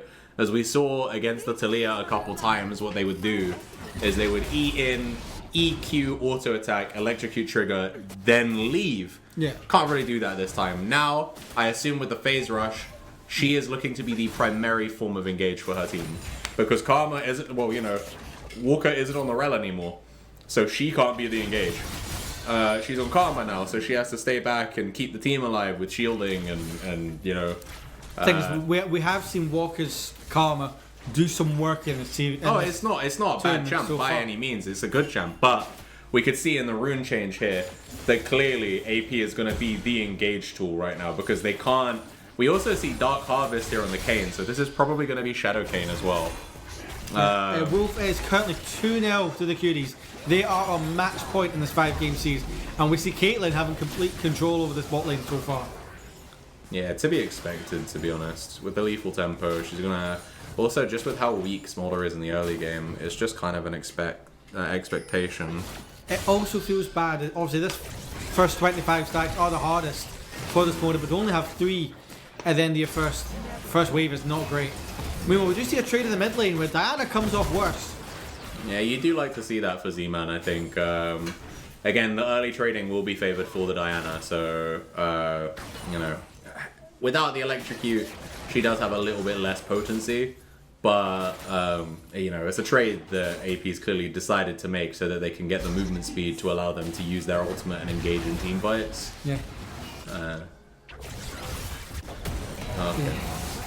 But yeah, it is currently looking fairly equal right now. Good damage here coming out of Mr. Clisty. Yeah, Linium's got to be careful here. Waiting on cooldowns. Sure. But it's going to be interesting. Yeah, for sure. It'll be interesting to see how things play out.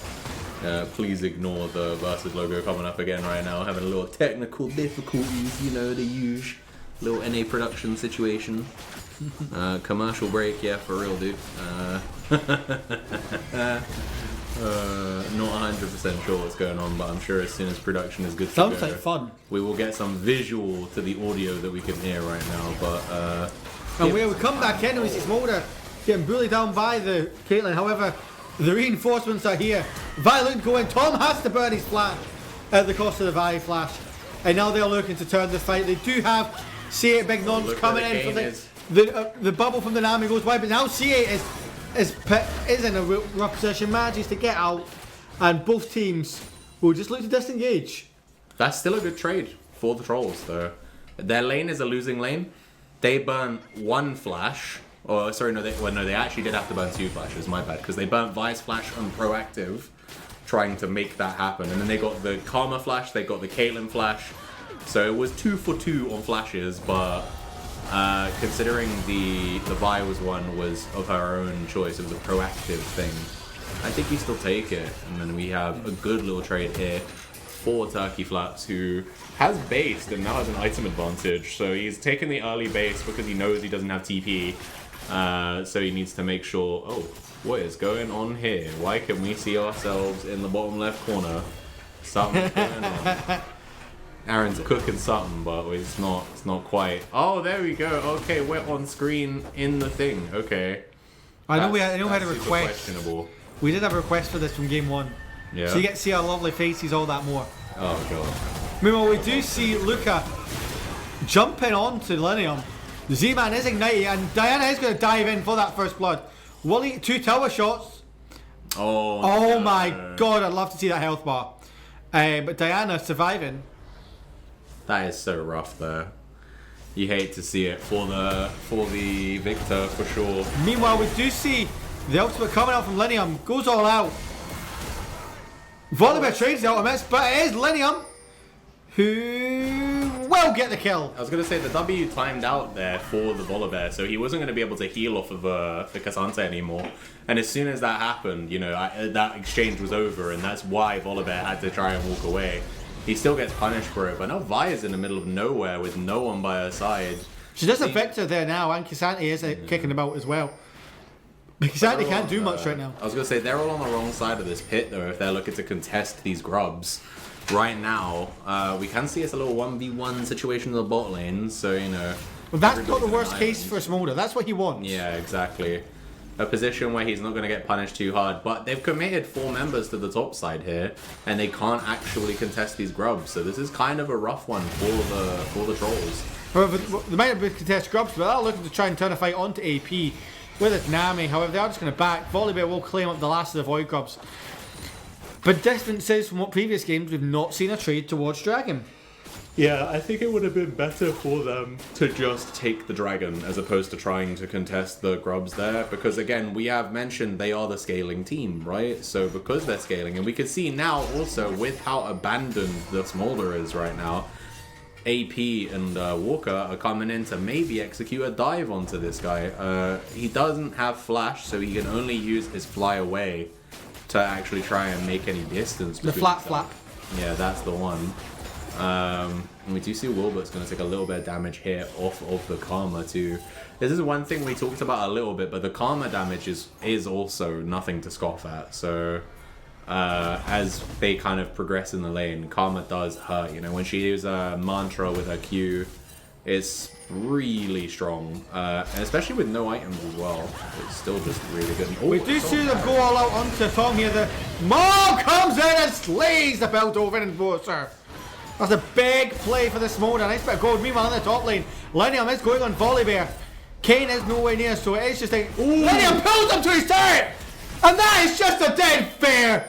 And that will be the Trolls for the second game in a row, picking up the feat of Warfare. Meanwhile, in the mid lane, we do see Victor trading back with AP. Both ultimates, I believe, have been used. I want to get a replay on that, bro. Did you not see how far he pulled that guy with the ultimate there? That was huge. Yeah, the all out from Cassante. And this is the power of the Cassante, as we were saying. For sure. Look, as soon as he sees him running, he's like, okay, cool, I know I win these. I knock you into the wall, and then I ult you over the wall. Oh, you're taking turret shots? Easy game. Masterfully done there by Linium. And we do see...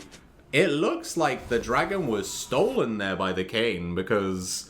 Vi was in the pit, so I assumed they were starting the Drake, and that's not great. But do you know what? It is only first dragon. Don't let it tilt you. See what you can do after the fact. Again, they are the scaling team. In fact, they got Edith. They're the ones that are up in kills. You'll take that. An even game state is great for them. Yeah, exactly. Yeah, as the team that wants to scale, being equal in gold right now, even if you're behind in objectives, is not too bad. You know, they've got 500 gold in the lead for... Oh, Z-Man might be dead here. Gonna get soloed. We do see the Victor coming out. However, Velvet is there. Target Flash will take a tower shot. The bubble comes out for Nami. Problem is, Nami alone doesn't have the damage. Although she's putting up a good fight. AP will put up the moat and will escape. But if that's anyone else in the area, that is just a dead Diana. Yeah, it's unfortunate there. And the BM as well with the little thumbs up is pretty rough. And... we can see here in the bot lane as well, by the way. One thing that Caitlyn is amazing at is taking turrets and taking turret plates. Yeah. Oftentimes, I think most times we've seen it picked in this tournament. We have seen it get almost all of the plates in its lane. But never mind, because we have a skirmish going on here. Yeah, we've seen Linium as well, but this time Vi is also here. Kane does go into the Vi. Paolo, look at this. They're trying to get rid of CA Big Non nice and early. The all-out comes out. He will pick up the Kane, and now he turns the attention to the Bear. The Bear gets his shield, but Linium and Vi turn it, and that is a double kill, 4-0 onto this Cassante. The Shuriman man is here, and he is here to make sure the Trolls have at least a fighting hope in this game 3. I mean, they're currently 500 gold up right now, so, you know, they're going to be happy to see that. And we do see Tidal Wave comes out here trying to punish Tom. Bubble is going to go wide, but still they burnt his flash. And now his flash is down again. Do you know whose ultimate's going to be up pretty soon? Vi's. Yeah, here comes the Smite Sneal. And that is just beautiful. That is just beautiful. He does burn his flash there because he has to, but, you know, it's still worth it for him. And then, yeah, another nice dive here by Diana. It's super rough for the mid lane right now. And this feels super bad for the Nami too, because it's like you've committed the time and the effort to be here, and your mid laner got soloed before you even actually... This is just a great play. This is such a great play. And we can from see the picture in picture though. It looks like the grubs have been taken by blue side again. We'll have a look at that after this replay though. And yeah, this is Linium on the Cassante is doing good work. And don't get me wrong, Secluded Pathos is also he's in the right places at the right times right now. He's had really good impact on the map. He is 0-0-3, so he's got 60% kill participation right now. And yeah, we can see it looks uncontested. They did get 6 grubs. So yeah, and then this bot side tower should just fall. Which is a smolder you don't like, but you're not going to overly moan because it means you can now farm. Safer. Even if that's a bit more safer because they've got more ground to cover. You know, Nami's doing a lot of damage here. Oh. Oh no. And that is good work from Sloan to try and eat the shots of them. Yeah, he did what he could there, but it just wasn't enough. She still died in the end, so which is unfortunate. Yeah, that is a super rough situation for the Nami, and it was exactly what we said when we saw the champion picked up in Champ Select. We've seen Wilbert get punished on the squishy champions before. Meanwhile, Z-Man is here to try and silence them, and he does slay Tom. Dana is looking to go onto the smolder. Victor is there, and we do see Linium coming down from the top lane. He wants Walker's ass, and he will get it. And he will now turn his attention to the Diana, and Diana will get shut down. This Shuriman is a god. 6-0 on this Cassante now, with the Frostfire Gauntlet and the Bramble Vest. He's saying if you want to win this mini LCS, you have to come through me on my main. And boy is he showing up. Yeah, I was going to say, this Cassante is a demon right now. Holy. We're going to get another little highlight here of how this all started. I do want to point out, I think that the immediate flash here by Smolder is so useful for them, right? Yeah. He flashes straight into the bush. They don't have vision. She can't E on him again. Now they're getting to hit her on their terms. And by the time she can E again, Cassante's here. So she can't five turret shots. 5 turret shots he ate. That's just Cassante for you, bro. That's just what he does, man. Is one of the champions of all time. I wish I remembered all of the words in the meme. If you guys remember the Cassante meme from back in the day, feel free to put it in the chat. You know, the one with all the Koreas like Hangul. There's a 4,700 HP, 200 armor, because that's how I feel watching this right now. This Cassante is a force to be reckoned with. Now we're going to see another He's steal looking here. for another fish. He's looking to see if he can steal it. Difference is they know he's there this time, and Yeah. they're not even going to give him a chance. There's a good catch there for them. Having that vision, definitely important. Oh, And now Diana gets jumped on. And Cassante's here again to use his influence on the map. And Diana's just dead. Ooh. We are going to see the turrets and the feat of strength go to the Cuties. Yeah. But the problem is, you can have your boots when there's a 7-0 Cassante on the Rift. You need a hell of a lot more than enhanced boots to be able to deal with him. Yeah, the extra movement speed ain't gonna do much, I can tell you that now. And now Volibear manages to dodge the Vi Q. And it's going to get a nice trade. However, Lydium's there to try and do that. They are going to get Michael on the Vi. Problem is, Lydium, he will probably eventually he decides against it. Yeah. Because he knows Kane will be running up. And now he's deciding to fight. Well, the fight is on his terms now. Obviously, Kane has burnt the ultimate here to get himself someone targetable. And, we can't And he's got his backup here. Yeah, the whole squad's running through. This is what we want to see, folks. We actually have a game on our hands. Yeah. The team that Don't won get me wrong, game 2 was fairly close, but yeah, Linium right now is massively ahead, and if he can translate this into a meaningful advantage for his team as we get into the team fights, that is where we might see us go to a game 4. And it might breathe some life into this series yet, you know? Here we go. Someone's asking us to make the cam bigger and fill the whole of the blue square and move the links to the red side if you need. That sounds like a job for next tournament. I'm not going to lie to you, Mismatch. We can't edit the graphics on the fly like that. We're just not that good yet. But yeah, I mean, this is unlucky that the Vi falls. But I think they know the Cassante's coming, the Kane's coming. Kane, yeah. And so that's some really good work from Linium knowing his limits. But even still, you know, he pretty much, he's 2v1ing. And even with the backup coming, they're unlucky not to get more there. No, I agree. I think the fact that I do believe the Volibear does get out of this, right? He has his whole team there as well. Everybody who's alive right now is chilling there in that topside jungle waiting to help him. Essentially, fucking Project Saving Private Luca right there to get him out of the top side safely. Yeah. Smolder's about to hit his second upgrade. He's on 111 stacks, a bit slower than Tom was in game 1. However, when you've got 7-0 Cassante, you have that luxury. Yeah, you're only 0.8k down, 0.8 of a k down. Your top has a 1.1k goal lead. Yeah, the top laner is going to be really difficult, especially with the amount of damage reduction he gets passively. It's going to be difficult for the Caitlyn to deal with it. We do see Velvet going to get spotted out by the Karma. Walker's setting that boost well, and Velvet will just fall.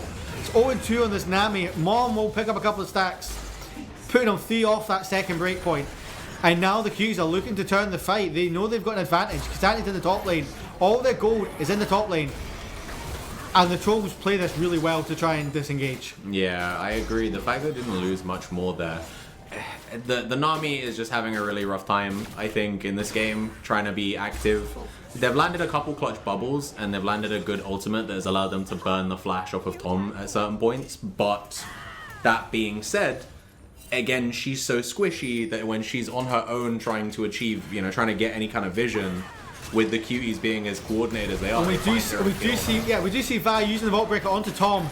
Will get chunked up and will take Tom out the fight, and it looks like they're just going to take complete control over this Rift Herald pit, which I think is the first time they will have taken the Shelly in this whole series, where they decide against it, looking to try and catch them out. Meanwhile, Diana's in the bot lane, will be matched by the Victor.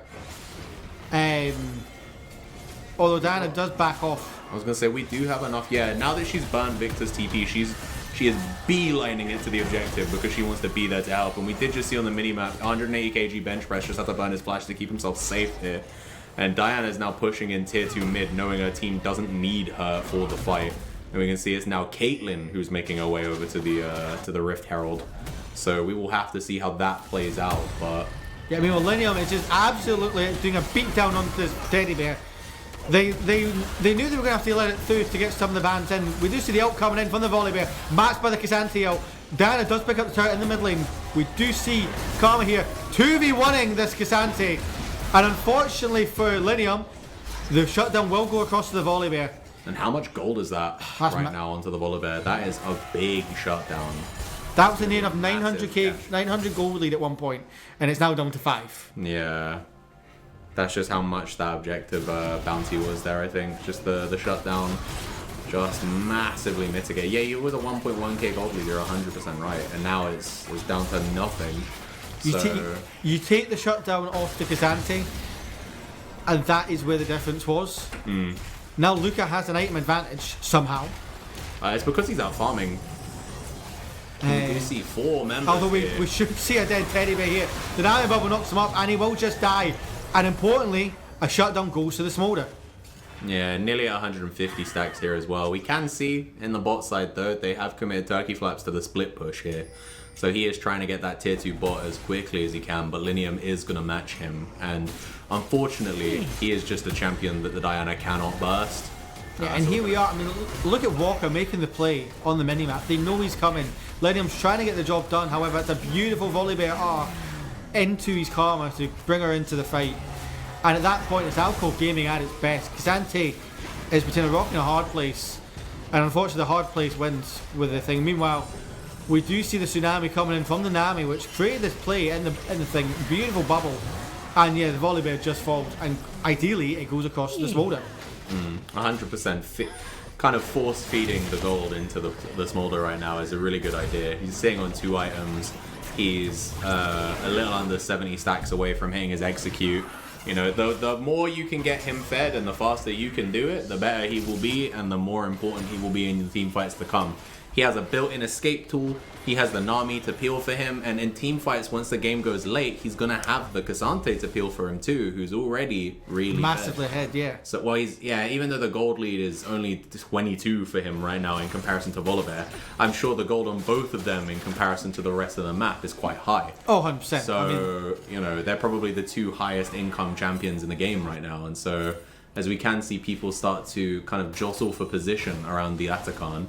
Of which, is that a Voracious Atakan that we have? No, I believe it's another Ruinous one. Another Ruinous, okay. I was going to say, it might be the first Voracious we've seen in this entire tournament. But again, the Cuties are having it completely uncontested. Yeah. They don't know they're there. They haven't started it, to be fair. Linium is coming in for vision, though. Going to take a cheeky little bit of damage from the Kayn. Now we can see, I believe Kayn has gone Rast this time, so I was wrong. I assumed because he went Dark Harvest that he was going to go Shadow Kayn. But maybe there was a change in... The bear just went fishing. They invest a lot to kill this Volibear, but it's the Nami who falls first. They do get the Volibear, and again it goes across the Smolder, but at the cost of the Atakan. And it is the Ruinous. However, K'Sante looks to try and do something, however. K'Sante, you don't win that fight, pal. No. He decides right wisely to get out of dodge. 100%. I think it was the wise choice there for the K'Sante. Don't try and take a fight you cannot win on your own. It's a difficult place to be honest. And we can see he is finally investing in some anti-heal there. He's got the Bramble Vest. The Bramble Vest. So now hopefully he'll be able to take a little bit more prolonged fights against the Volibear and against Rast as well. So that'll make his life a little bit easier. Otherwise though, we're 40 stacks away from the breakpoint of this Smolder. Yeah, that's true. And that is when this game might turn on its head. Even here at 22 minutes, this game is probably the closest that we've had so far. At this stage. It's still in lead for the Cuties, but it's only 2k. And, that's only come because of the bounty system shutting down this K'Sante. Mm-hmm. I mean, there's only bounty on the board is a small 69 gold onto this Caitlyn. And honestly, with this Victor scaling... Meanwhile, we can see the mom comes in, will take a bit off Tom with 24 stacks in mill bag, goes in onto AP, then straight back in onto C8. We do see AP fall, which is big. Big Nons will fall as well, but not before Victor falls. And that is a double kill for this K'Sante, 9-1 now. Volibear is looking to the top turret, and only one kill to the Caitlyn. Yeah, the ace in the hole there was clutch for them, but as Twitch chat just said, this K'Sante is scary. Unfortunately, though, they are going to hemorrhage some gold on the other side of the map. So, they commit 5 members to that fight. They win that fight, but they still lost something, and so they don't really gain. They don't close the gold gap. In fact, actually, the gold gap actually increased. But the big thing, they just put money onto this K'Sante. And they're getting stacks onto the Smolder. They are dragging this game out, which is they win on 10 stacks. I was going to say, he's at 216 right now. So 10 stacks from the Smolder hitting the Elder Dragon level. Mm-hmm. And then he will be snacking on these Qs. And we do have a pause. Oh, god damn it. Okay, cool. We're going to quickly cover some replays here while we wait for the pause to hopefully end and we get some more context. Look at the pure damage there out of Mr. Callisti. He just eats her so quickly. Lands the E, Q, and W, and she just disappears. And then he's caught out because there's 3 members. What we didn't cover in the replay there, though, is the Cuties being able to get the Atacon there. And then we see Turkey Flaps throws himself in, lands his ultimate on 3, but then immediately dies for it. So it is kind of rough there. And I think we are seeing here that without the strong sense of engage on the Cuties, yeah, they are struggling to have the same kind of impact, have the clean execution they had in the first 2 games. Having to rely on the Diana as your primary source of engage is not the cleanest, especially because she doesn't have the Zhonya's yet as well, so she can't throw herself in and then Zhonya's for safety. Yeah, I do hear noises from the ref, meaning we are going to get back into this game. That's good. Nice. As we're 25 seconds on the next dragon, I believe, if memory serves, this is dragon number 2 for both teams. No, because it's CUDDERS Cutie's got the first one, which hasn't shown up on the graphic. Oh, is it not? So this would be soul point if they get it. Put them to soul point in the next dragon. Where it's the second dragon for the trolls. Mm-hmm. And they are going to jump straight back onto Big Knot, and Big Knot has to go to Z-Man to save his life. He is going to come out. He will survive. Meanwhile, Diana goes right to the back line. The Nami does fall, then she goes into Zhonya's.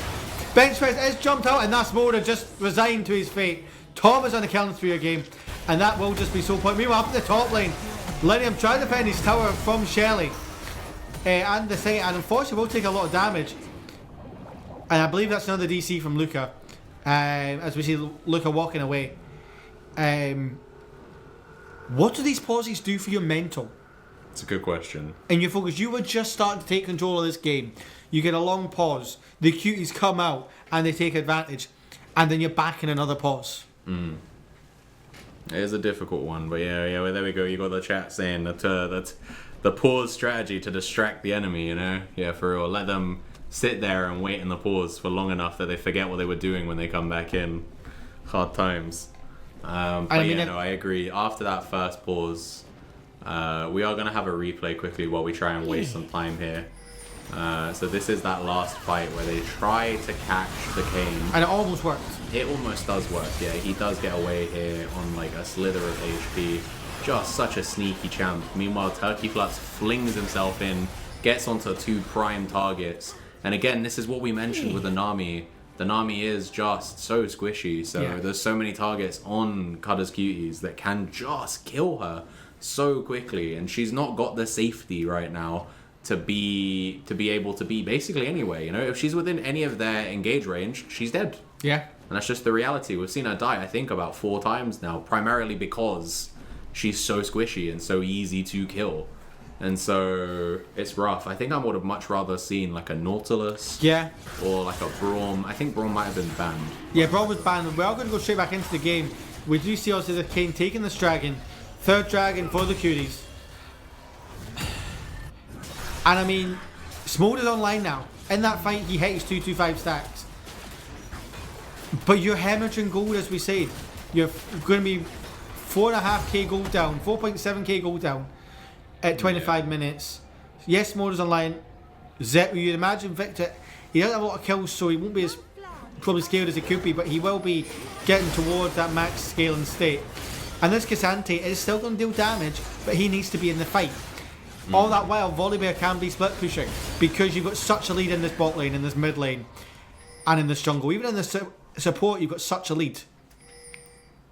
I think I will say silver linings, right? So what we said at the beginning of this game is that if they can get to 25 to 30 minutes and they have not hemorrhaged too much, the game is probably in their favor. Is 4.7k too much? We're going to find out in the next 5 to 10 That's the pivotal thing there. You know, we can see we've got this next fight's going to be huge. We've got 2 items on Victor. We've got 2.5 items on the Smolder, and you know, we're gonna have to see. Yeah, I agree entirely. As someone just said in the Twitch chat, the Diana is a big issue, and she does have her Zhonya's now as well, so she can fling herself in, burn her combo, and become untargetable. So you can't really do anything about it. But we did just see the rapid fire cannon has been picked up by this Smolder. So he is now on that 3-item power spike, matching the same as the Caitlyn here. So and that's exactly what he needs to do. She bench press needs to use this from range to do it. Meanwhile, we do see the Cuties. They are going to get aggro from the Baron, and they are going to turn on it. They are decided to start it. Smolder is going to get jumped on. Smolder, that's the worst case scenario for the Cuties. Mom will come out, but unfortunately, Smolder will fall before it gets any use. And that could be it. That could be the final nail in the coffin. Kind of spell catastrophe for them here, because they do have to now give up the Baron. Mr. Callisti is just split pushing on the side, so he's having a good time. Doesn't really care. We do also, is that a Baron power play right now? It is a Baron play, yeah. They obviously managed to take the Baron. Thankfully, though, they didn't lose anyone else while they were killing killing the Volibear, so they will be able to man a 4v4 defense. But you are now charging into Baron minions. Thankfully, none of them are quite. They have no turrets, so it's like you have to be able to match them in an open field right now. And we can see C8 Big Nonce is taking damage, but he's also a red Kane, so you know he can heal up a lot. He's going to come out of this fight with more HP than he went in. We do see Assault and Battery is going to come out here. And this is big. This is what they need. Smolder's back in the game. He's come back just at the right time. Tom's going to fall, and a nice big shutdown to the Smolder. That's a lot of gold. This is exactly what we saw in the previous game with the Cuties. I want to point out, so I love this little Baron power play thing we got going on. It was 3k when they first got the Baron. Yeah. It's now 1.6. They have lost gold on this objective right now. So, you know, this is good. And it's going down. It's going down, and it's going to continue to go down over the next minute 50. Yeah, I believe only Karma and the Volibear still have the buff, right? So Volibear will be able to make use of it because Volibear is I be believe split pushing. Diana has it as well. Oh, okay. If the Diana still has it, those are the two primary split pushers. Sorry, Yeah. I have to stand up. My back is killing me. These Yeah, chairs ain't doing okay. nothing for my back. But we're gonna go for a replay real quick. And so yeah, this is just the Smolder being completely caught out. Again, I want to point out because when we see these plays, we think, oh my god, that guy's really bad because he's caught out of position, bro. But the reality is, it's actually Walker's warding. It's actually I booty holes with these really random wards. And Meal, we're coming back to a big fight. That Nami bubble could be huge. Benchit is trying to get out. Flat flaps over the wall. Kane will kill him though. And yeah, the 5v4 in the mid lane with a Victor on the bot lane, there's nothing you can do. Even with this Cassante, who is absolutely mega. It's looking kind of brutal. We can see Kane is trying to pull the attention away from the tier 3 mid so that his team can take it uncontested. They really want to be able to pressure as much as they can here. They could potentially take the game. They do have 6 grubs here. I think it's only going to be multiple inhibitors, but you know, there is a wave crashing. They might be able to do something. Caitlyn's range is super strong in these kind of scenarios. When you're trying to siege, even at Nexus turrets, her range is super useful. Yeah. So, but unfortunately for them, Linium is just a little too strong right now, and he's able to keep everybody away. 10-1-1 right now with 3.5 items there. We can see he has built the Bramble Vest, but he is not actually committed to the Thornmail yet. Yeah. He is then gone for the Unending Despair. Yeah. And there's a TP coming here, and they know it's coming. Lennon wants to go in on this battleline. They spot Tom in no man's land. Problem is, everyone's there. They know they got weak health bars, and they know they need to do something. However, that will be a Hextech Soul to the Cuties, who are in it was it? Because it didn't say Hextech Soul, it just said Hextech Drake. So yeah. Oh, it is Soul, okay. Because they've got the wee icons under the players. Ah, okay. No worries. But yeah, no, like, as it is right now, everything is coming up Cuties. However, and this is a big thing, Smolder can now sit in base, farm up, get a lot of gold, get even more money onto him. Victor's working on these Rabadons. Like, we've got Last Whisper now onto the Smolder. It will just take one fight.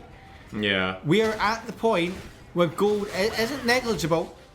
It is still important. But if they can play the fight right, they can still win this. Yeah, I think one thing that needs to be pointed out here, for your late game champion like a Smolder needs to be playing a little bit safer right now. I don't know why he's engaging when Xante's so far away. Keeps getting caught and it keeps getting punished. And we can see in the picture-in-picture right now. They are going to collapse onto Luca in the picture-in-picture. We are going to see the ult coming out from the Volibear.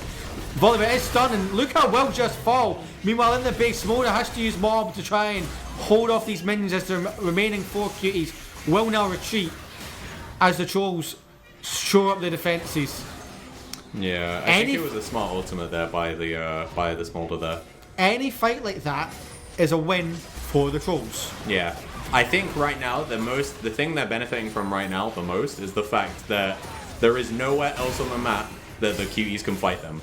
They're like, realistically, if they, when they have Soul, and we know for another 3 minutes there's not going to be an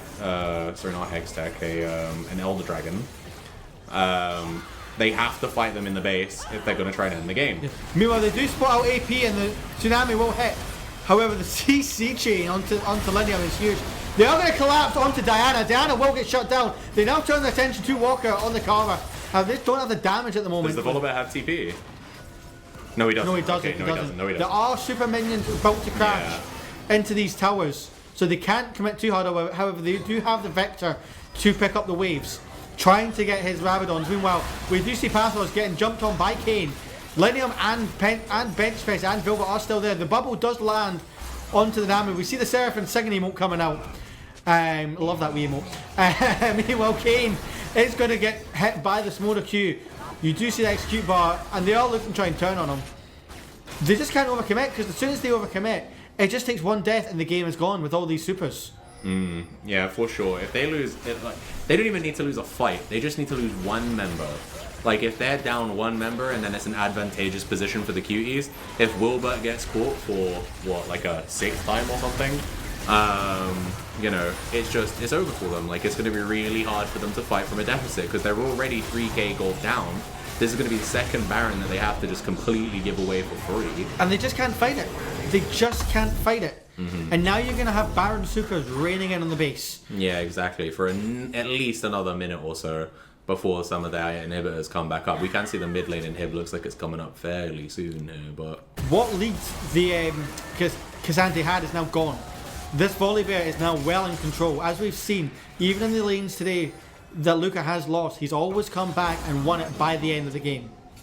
Yeah, for sure. I think at this point, the gold lead between the two of them is negligible, but look at the item difference here. So you can see that Volibear is built basically exclusively damage. So he's got the Riftmaker, he's got the Guinsoo's Rage Blade as well. So he's mainly getting his tankiness from his abilities. But what this does mean, though, is when they do catch the Volibear on his own, if he can't use his abilities, he's not that tanky. He's mainly just a damage threat, so... And here we go. We do see the last stand from these trolls. They are pushed back right under their bridge. Can they stop the piggies from crossing across that finish line? We will about to find out. Mom does come out to try and help clear the wave. We're sitting at 355 stacks in Mona. Volibear will reopen that inhib. We do see Dino coming in. Two fall, and one of which is the Smolder. Congratulations to the piggies, who will do the unthinkable and sweep the lower bracket, sweep into the finals, and force us to have an early night here.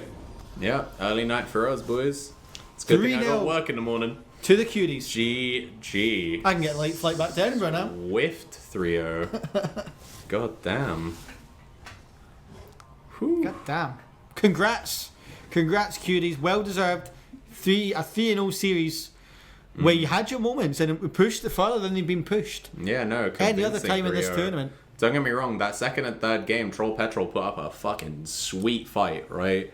But it just wasn't enough. And that is the 13th consecutive win for the Cuties. So they, you know, they looked really convincing in that last fight. And the only team that managed to beat them, they then got thrashed. Yeah. The only team that beat them is the third place team, is Faded Ashes. So, you know, it was a convincing tournament by them, to be honest. To run the entire lower bracket, basically, or lower losers bracket, I should say, and bring it back in the grand finals and win in a 3-0. Convincing. Well. Convincing 3-0 as well. Yeah, that is something special for sure. Aaron, do we have interviews, or do you want to cut to a break first? I think we'll cut to a break. And we'll probably get... I think we were talking earlier about trying to get both teams, but we'll definitely get the Cuties up, hopefully as a 5-stack, to congratulate them on winning the mini LCS Winter Open. For sure. And we're being told to give 1 sec. Oh, yeah, no worries. All right, so yeah, what we're going to do, we're going to give ourselves a little time. We're going to get these interviews ready. Hopefully we're going to get all 5 members of the Cuties up. But firstly, we're going to go to a little break. We're going to do some little replays. And then we'll be back as soon as you can say what? I don't know. Teemo didn't get picked. As soon as you can squeak, like the piggies. Exactly. As soon as you can...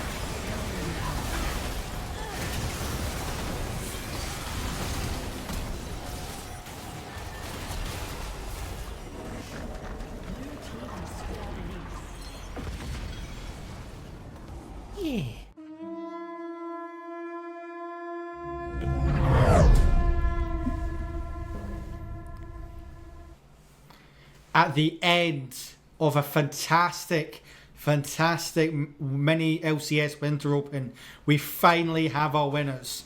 Congratulations to the CUDDERS Cuties.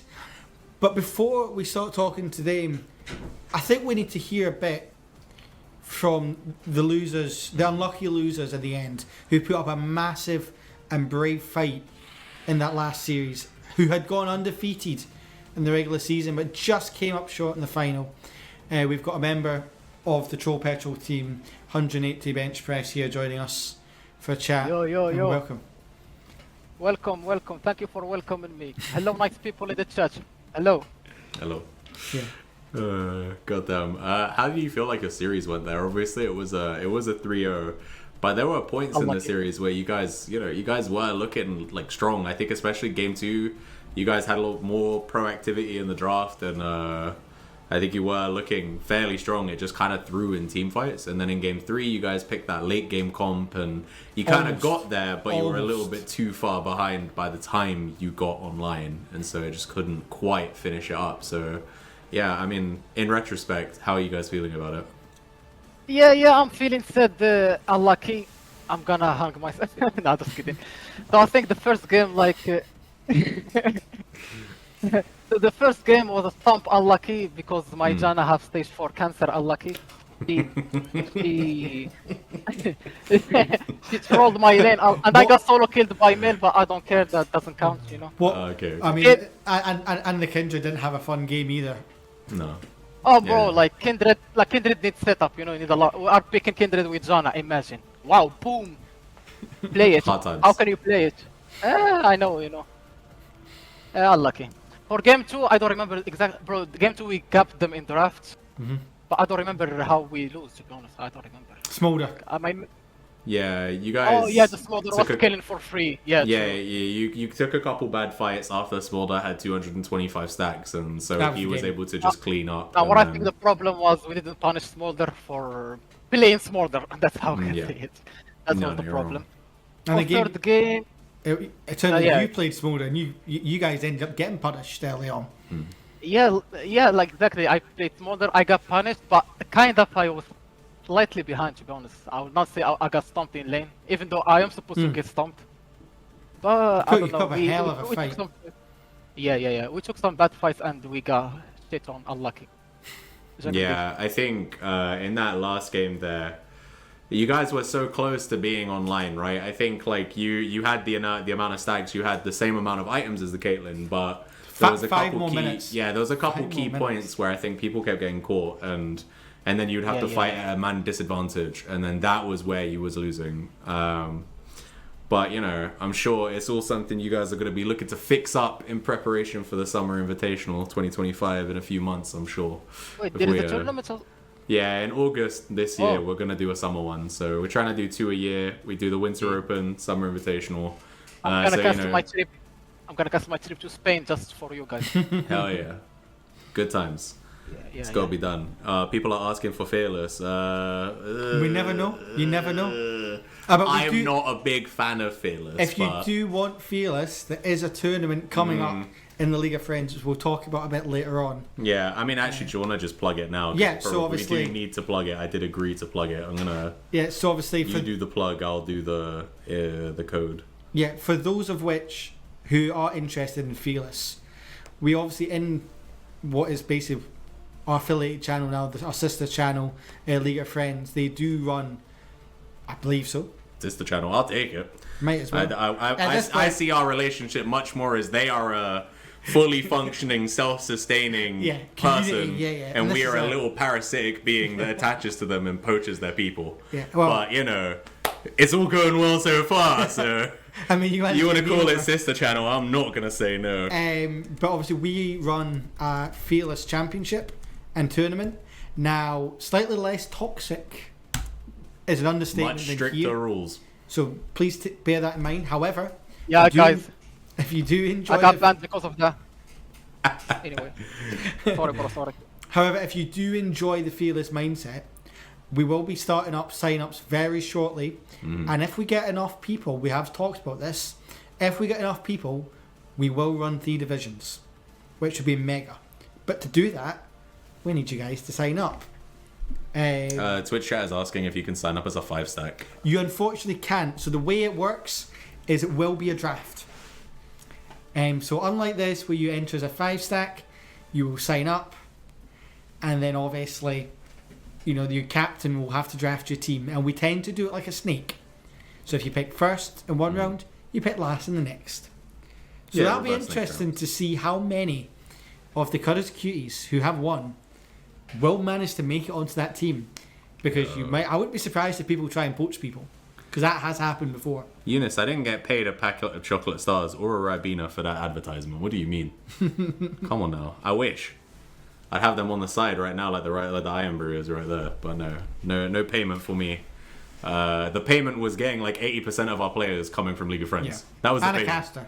and all of our casters apart from me, you, and Sai, bro. That was. Oh, and for one game, Lauren. Yeah. That was the difference. But anyway, let's. Yeah, the Iron Brew is on time. It's been drank once, but you know it's a prop. I'm sure he'll sort it out afterwards. Don't worry. But anyway, let's talk more about Troll Petrol. So, do you guys feel like, because I mean, I know you guys beat Fated Ashes, obviously, a little under 2 weeks ago, so you've been out of action for like 2 weeks. Do you guys think that had any impact on the result here today? No, to be honest, the only thing that made impact is since the start of the tournament we played the one flex with each other. Nice. And in that flex game, I went 0-10 or something, and I was trolling. So Okay. I was not given anything. It happens. But we swept the whole upper bracket, you know.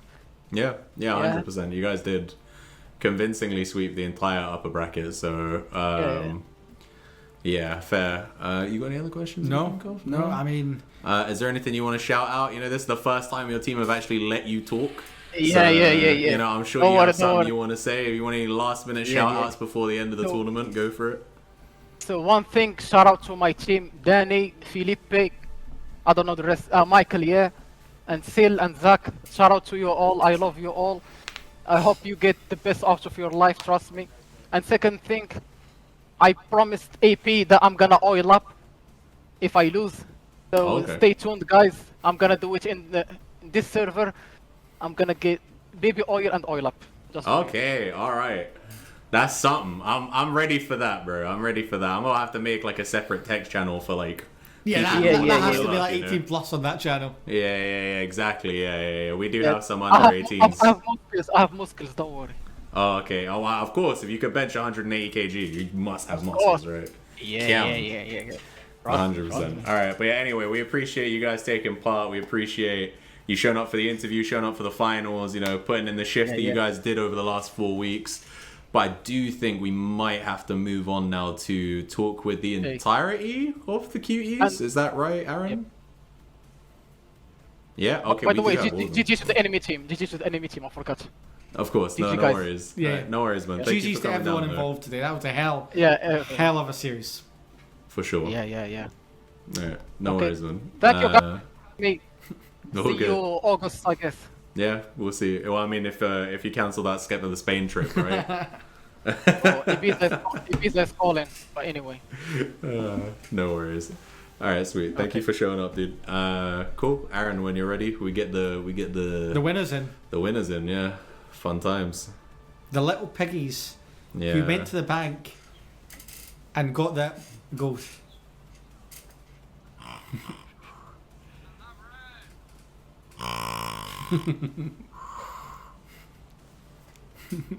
I can hear the ding dings. Hey. We have a bought props for representative, this. you It's know? amazing. Hell yeah. That's Luca, that's Luca. No worries, so- How many times you died today? Fucking. Once. Congratulations, guys! Congratulations. Yeah. I mean, you GG's. guys took that bounty challenge to heart and said nobody's getting that money except from ourselves.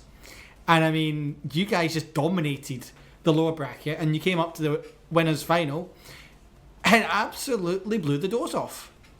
Yeah. Wait. I did tell you we would. Yeah, I you said did yesterday say- we'd make it a quick 3-0 series for you. And every time we've spoken this server, whether it was to Mac Moody's, whatever, we backed it up with our gameplay every single time. Can't say we didn't. Also, I do want to say though, I think it's like really disrespectful of Rat in Game to say his support had stage 4 cancer just because they had one bad game when he was pissed the entire time. Yeah, because also he wants to talk about the smolder. His smolder stacking was fucking diabolical. So I don't know. Like our smolder was online at 20 minutes. How long did game 3 go on for? I don't know. Yeah, he wasn't online yet, was he? Yeah, That's on him. He was online at about 28 minutes, and I think Yes. the game ended at about 30 or 31, something like that. Yeah, he got caught out way too many times. I don't know. Like that's on him. So. Yeah, he got caught mid a lot as well when he's just walking up. Like, I don't know. I think he was just mentally checked out, maybe. Too busy blaming his team for his own mistakes, I guess. Don't know. Maybe. Who knows? Although he's in a Twitch chat saying, well, he's into Kate Karma, are you stupid? Yeah, like, let Well, him yeah. cry. Wait, Who what? cares? He's had his time. No way. No. That's funny. He loves to yap, and that's all he's doing at this point. Wilbert, you played fine, mate. Don't listen to him. Yeah. I mean, I don't know. You guys were kind of bullying him in game 2 by flashing the Janner, I'm not gonna lie. Yeah. I mean, okay. I always like the challenge of playing Rel into Janna. So every time I beat it, it's I don't know. It fuels the ego maybe. So Okay. yeah, the Poppy was much better. Like it was a lot more difficult to, Oh, yeah. I to agree. find engages. But yeah. I mean, It's something we see, though, a lot. Like, everyone's like, oh, this is a counter pick, let's pick it. Like, even if it's not one of their champions that they're mostly comfortable on. Mhm. And because we're playing champions that we're so used to playing, it just doesn't matter if you're going to counter pick it. well, I mean, Like, that's we left the Talia open, like, knowing Z-Man was going to pick it, and we just didn't care. Yeah. Oh, okay. I mean, that's exactly it. I mean, I think every single game, you got the same couple of picks. The Kane was always left open. That's Like, crazy. A foolish mistake if you ask me. I Oh, yeah, mean, 100%. He's my death bit. What did I do? 100% win rate on the Kane in the Literally. in the I mean, tournament. 100, I was but gonna say 100% win rate in all of the games you played. So you know. that's an excellent point. I'm glad you brought that up. I don't mean to say I was the difference maker, but I think I definitely made a difference, and No. I'll leave it there. Honestly, no, I genuinely do think I think you're right, because so if you saw all of the pre-game stuff that we did and a lot of the stuff I've spoken about Troll Patrol in general, Secluded Pathos, in my opinion, was one of the best junglers in the tournament. Oh yeah, And- him and Linian carried their McMoody series. Like, Yeah, exactly, 100%. right? Like, we said it 100%. yesterday, like, those two really did pop off in the Mac Mini series. for and, sure. Like, we sort of, like, that's the whole reason, like, we weren't letting through, like, the Gwen. Like, you saw, we had our first 3 Yeah. bans and they weren't changing. Yeah. The Gwen was because Pathos is really good at it. Who was the other one? Corky was because. Corky because it's a flex. it's- And Anivia just because it's cringe. Fair. yeah. I mean, that makes sense. But yeah, either way, like I was saying, for my money, he was one of the better junglers in the tournament. Yeah, and yeah. honestly, 100%. 100%. in the first game, you dismantled him. And in the second and third games, it was a little bit more competitive, but you were at least on par. And, that's got to be said, because, I mean, even the cuties are on record and will agree with me as saying, with Cudder, he does his job, which is oftentimes to just be a tank in a team fight. He's not as Really proactive engaged. as I think you were, especially in that first game. Whenever the Kindred was trying to make Yeah. something happen, you were there, you were fighting him. You stole several objectives in game, was it 2 or game 3? Yeah, I think game 3 because think it was Dragon 3. Steel earlier. Yeah. Probably all of them. Yeah, and Maybe. so But I definitely do think that you were a large part in why the team was able to be successful today, or at least why the game was a 3-0 sweep, for sure. That being said, though, like, although, Everyone like, performed. the Pathos Everyone of performed. Yeah. Kindred didn't like pop off or anything. It's not solely on him to get his. No, I agree. No, No, You it's know a what I team. mean? It's Like, a team yeah. effort. Yeah. We all moved to every single mark. We weren't letting Yeah. him get any. Yeah, and we just yeah, wanted yeah. to bleed out his marks so much so that he couldn't play the game, which is And exactly what happened. And Yeah. that just comes down to lane prio and. Yeah. Yeah. It comes down And to just pride. I think knowledge. that was what set us apart as a team. It was beforehand, we'd see what they pick. Like, for example, in the Kindred game, and we would all say before the game, okay, we know what we need to do. We need to just shut this Kindred down. Every mark we're there. And the entire game, whether we're ahead or behind on kills, ahead and behind on gold, on objectives, whatever, the whole time we're just there talking about what the game plan is. We're executing it. No one at a single point that in all 7 games I've played suggested, oh no, we're going to lose this one. Oh no, like what do we do? It was at every moment, what's the next play? What's the right move to do? And because of that, we just, whether we started behind or started ahead, it felt almost like we're untouchable. Yeah, I mean, you guys, you know, to be fair, since you guys dropped down to the lower bracket, and even before then, you know, when I was casting your games, I couldn't see, as much as I might give it a bullshit, I could not see past you guys winning, because you guys just the harmony you have in the team. No other team in the tournament has that. We did say, I mean, after we lost to Fated, and then we did that interview after, we said about the issues we had for game 1 in terms of disconnecting and shit. And obviously people are going to be like, excuses. Yeah, blah, blah, thought blah. we were. And like, I think Genuinely, we showed. I think we just showed by winning every single game after that Yeah, might have had a bit of an impact on why we lost to Fated. Unfortunately, I had to re-download Windows after that because I had a new PC, so I was disconnecting every like few seconds. Lucas like, I don't know, playing on a toaster. We had to play game 1 without our top lane in our VC. Yeah, so. he had to leave Discord because the internet or like PC or whatever, it was just cutting out so much that he had to cut one of them out, and unfortunately it was Discord rather than the game. So Yeah, of course. but at the same time, you guys came back from that Fated Ashes series with the bit between your teeth, and you just didn't let up. I mean, I tell you what though, it did actually mean that we had practice against them, so we knew what they were good at. Obviously, like that Tryndamere, and it wasn't going through. Yeah. Like there was things that we knew that we had to do differently, and so that, like, I in my opinion, I think Fated Ashes were the second best team in this tournament. I know they didn't come second. I know Troll Patrol like knocked them down. In my opinion, I think they were a better team. I think we said without Linium and Pathos, like I don't. 100%. I don't think this team are really that good. Like Linium is just an absolute menace. I mean, that Cassante did some things. Oh, Cassante was Bro, disgusting. he like fucking. I don't even think I died to Victor. I just kept dying to the fucking Cassante. He just kept turning up like.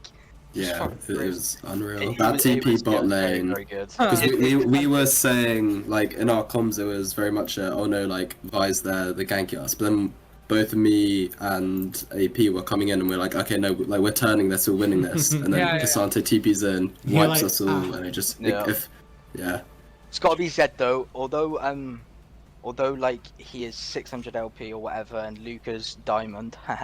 Luca performed hella impressively. Luca did exactly in what he every was game. meant to do. Yeah. Like, you can look at KD and stuff and see that, like, in the first game, for instance, we were taking the piss that he was 100% of our deaths. Yeah. But in reality, he did exactly what he was meant to do. Luca played the baby bounce role today. He did, yeah. We knew that Linium was going to be a tough challenge. We didn't underestimate Linium in the slightest. Like, every other time, like with Lefteris or whoever it might be, I've always said Luca's going to roll you. Like, we never said that against Linium because it wasn't going to be the case. And, like, that was so clean, the play that for sure, it's that was unbelievable. So, like, we never underestimated him, and we just... But he did exactly what he needed to do, so... Yeah, I mean, Don't disrespect my Z-Man. He was building more walls than Trump. Yeah, but they were shit walls. Like, that's the difference. Like, I'm glad that it got changed up from the Talia after the first 2 games, because it just, like, the Talia just wasn't very good. So like, it was good that it got swapped about. Like, I liked the Victor a lot more. Although I just changed my runes, and it was kind of fine. Well, that's just it. I mean, you on the Diana, that is, comfort doesn't cut it. That is your bread and butter. So like you. Yeah, I mean, I love playing Diana into things. Like, you'll often see that I'll happily just int to get like a 5 mana or whatever, and then I know that these lot are gonna follow up. So yeah, it's just kind of free. And I think it was so often after ban phase, we would just go Diana, Volibear, Kane, boom, like sorted. And that- and like that's all just the three of game, us yeah. on our Believe comfort all three picks. of them got through, by the Yeah, way. that's I love Did we play all three No, we had a Hue No. game one, but apart from that, we played all three games. I just can't believe the Kane was allowed through every time, and then Yeah, that's obviously fucking like crazy. Diana with volley in game 3. I just want to say though, I know Aaron's listening. I wanted to play Teemo. They fucking wouldn't let me.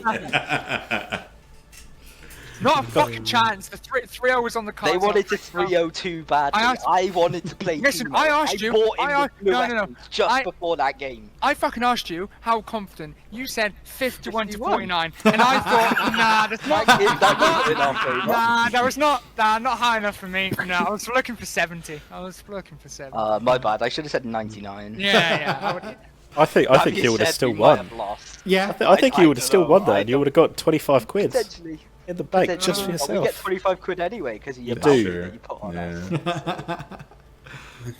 But no, I But mean, like honestly, the bounty, like we actually enjoyed that. Like that's Yeah, it was good it's fun. something different. It's good fun. And like Aaron all the is not banter happy that we about had it, with Mac Moody's, yeah, but all the banter that we had with Mac Moody's and everything, it was only that, and purely because, like as you guys have said, you can't do it in League of Friends. It's very different.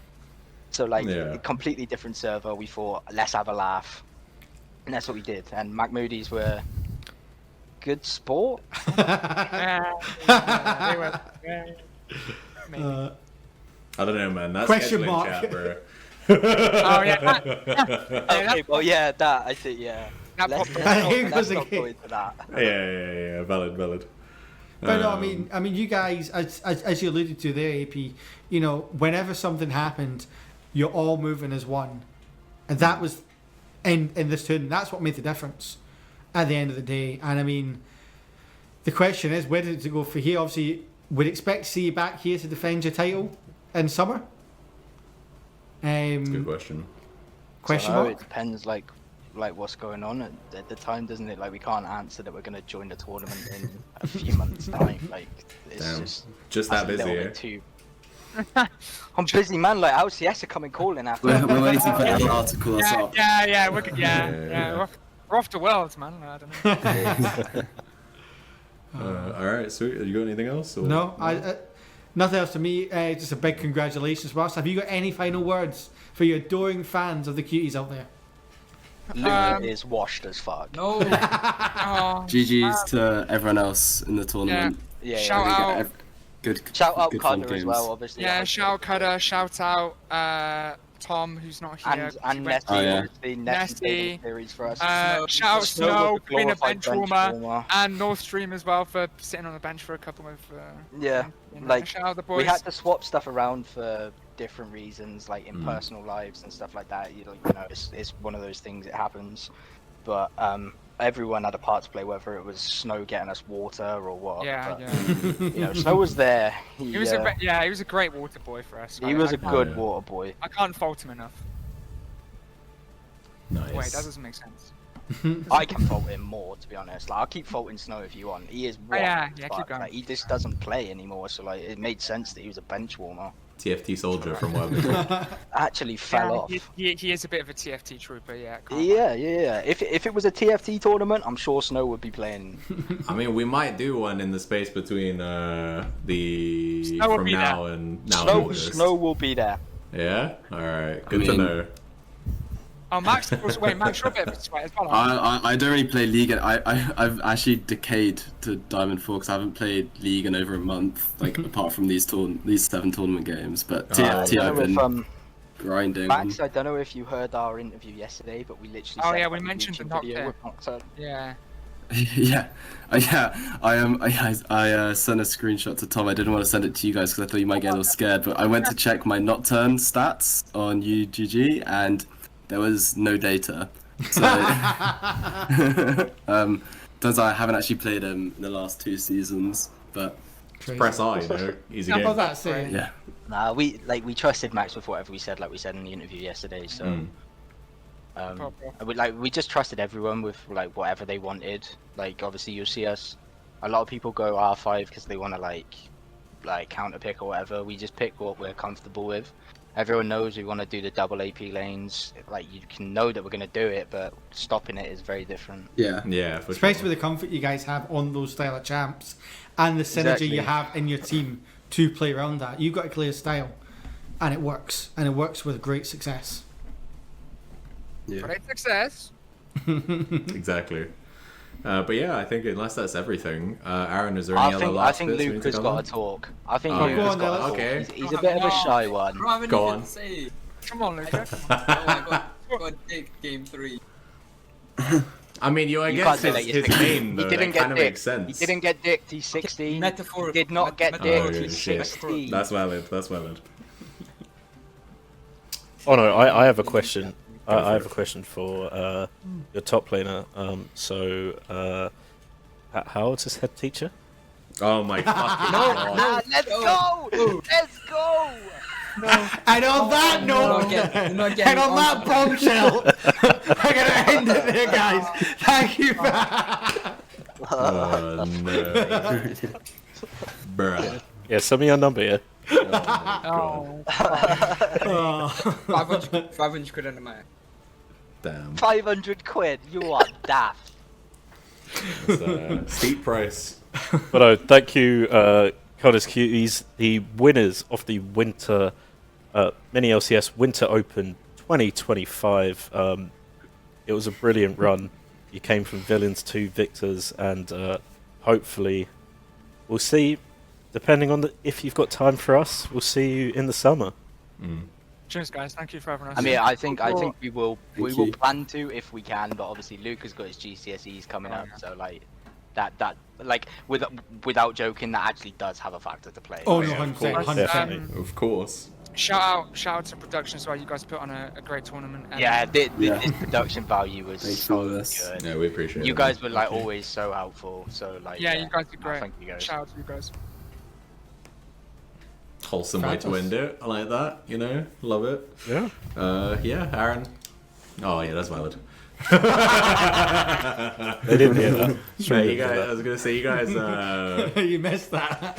yeah, he flew out for a 3-0. That's kind of brutal. Yeah.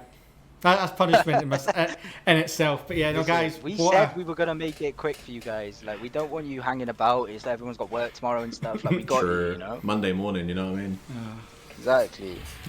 But yeah, I think we've covered everything we Yeah. can. We appreciate you guys for showing up. And yeah, Aaron, unless there's anything you can think for the last time for the Hand it Winter over to you. Open, I think we're going to cut to some replays and wrap this up. Yeah, we will. But before that, we got to say, or I've got to say, a big thank you to the two gentlemen sitting right in front of you right now. Tuba for jumping in from League of Friends and casting, flying all the way from fucking Scotland here just for today. It's been a pleasure, and of course to the man on the right, Day Zero, Oh, the no, host, not the me. person that has made this happen, and I think all of you Strong will words. agree it's been a hell of a tournament. And then just a quick thank you to all the other casters we had. I'm not going to list names because I am going to forget. I am going to quickly... I can list names if you want. Yeah, go ahead, list names. Yeah, so we want to shout out, obviously, just flash it up again for me, Eunice, long but not forgotten, you know, the legend himself. He's gone. Mate, I really wish I had time to, because I didn't think about this at the when I was making this image here, but I should have done, like, you know, the Marvel thing they do when it's like X superhero will return. I should have done that for Eunice so we could flash that at the end, but you know, I'm sure he'll be here in summer in some capacity. And then obviously we got Sai, we got Tubo who's with us today, Jason. XD who was on there, we had Jason who was on there, Synthet casted a bunch of games. Am I forgetting anybody that was else? the- I think that's the majority. I mean- we did I mean- have AP for one. Yeah. I mean, yeah, but yeah. Yeah, you came in for the one class. I enjoyed that cast as well because it allowed me to just be play by play, and you know, I'm not gonna lie, I fill in when I need to for the color thing, but I don't know enough about the game to be a color caster. I'm just winging it. And then I'm going to do a big shout out. Laurent was a caster for one game. Call him out. No, fuck that guy. No, a big shout out to Misfit. I don't know if it's the same Misfit that I was playing, Oh, but yeah. Misfit, who has given us some of these brilliant graphics that you have Yeah, seen. for sure. He's done a hell of a job there. And yeah, it's thank you all for watching. Without you, this wouldn't That's be the possible. biggest shout out right No, there. thank you for those subs. And yeah, we will hopefully see you soon. We may stay tuned on your notifications. There may be a Some things in the works. something just popping up in the next few weeks with a surprise guest.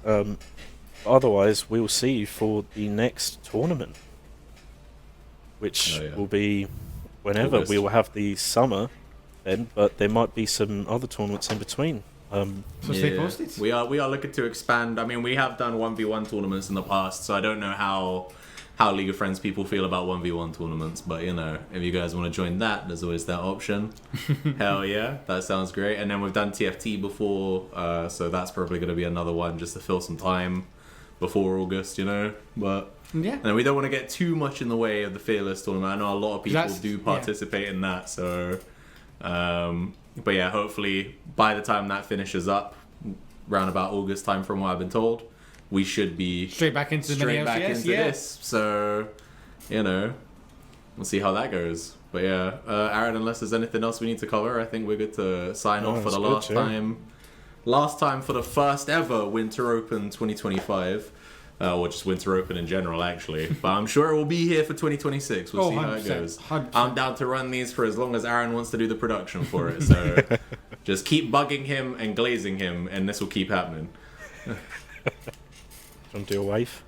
Right, Au revoir, peace, guys. Thank you very much. Oh, we're hitting. Oh, look at And the zoom out. Huge. And yeah, I know. Yeah.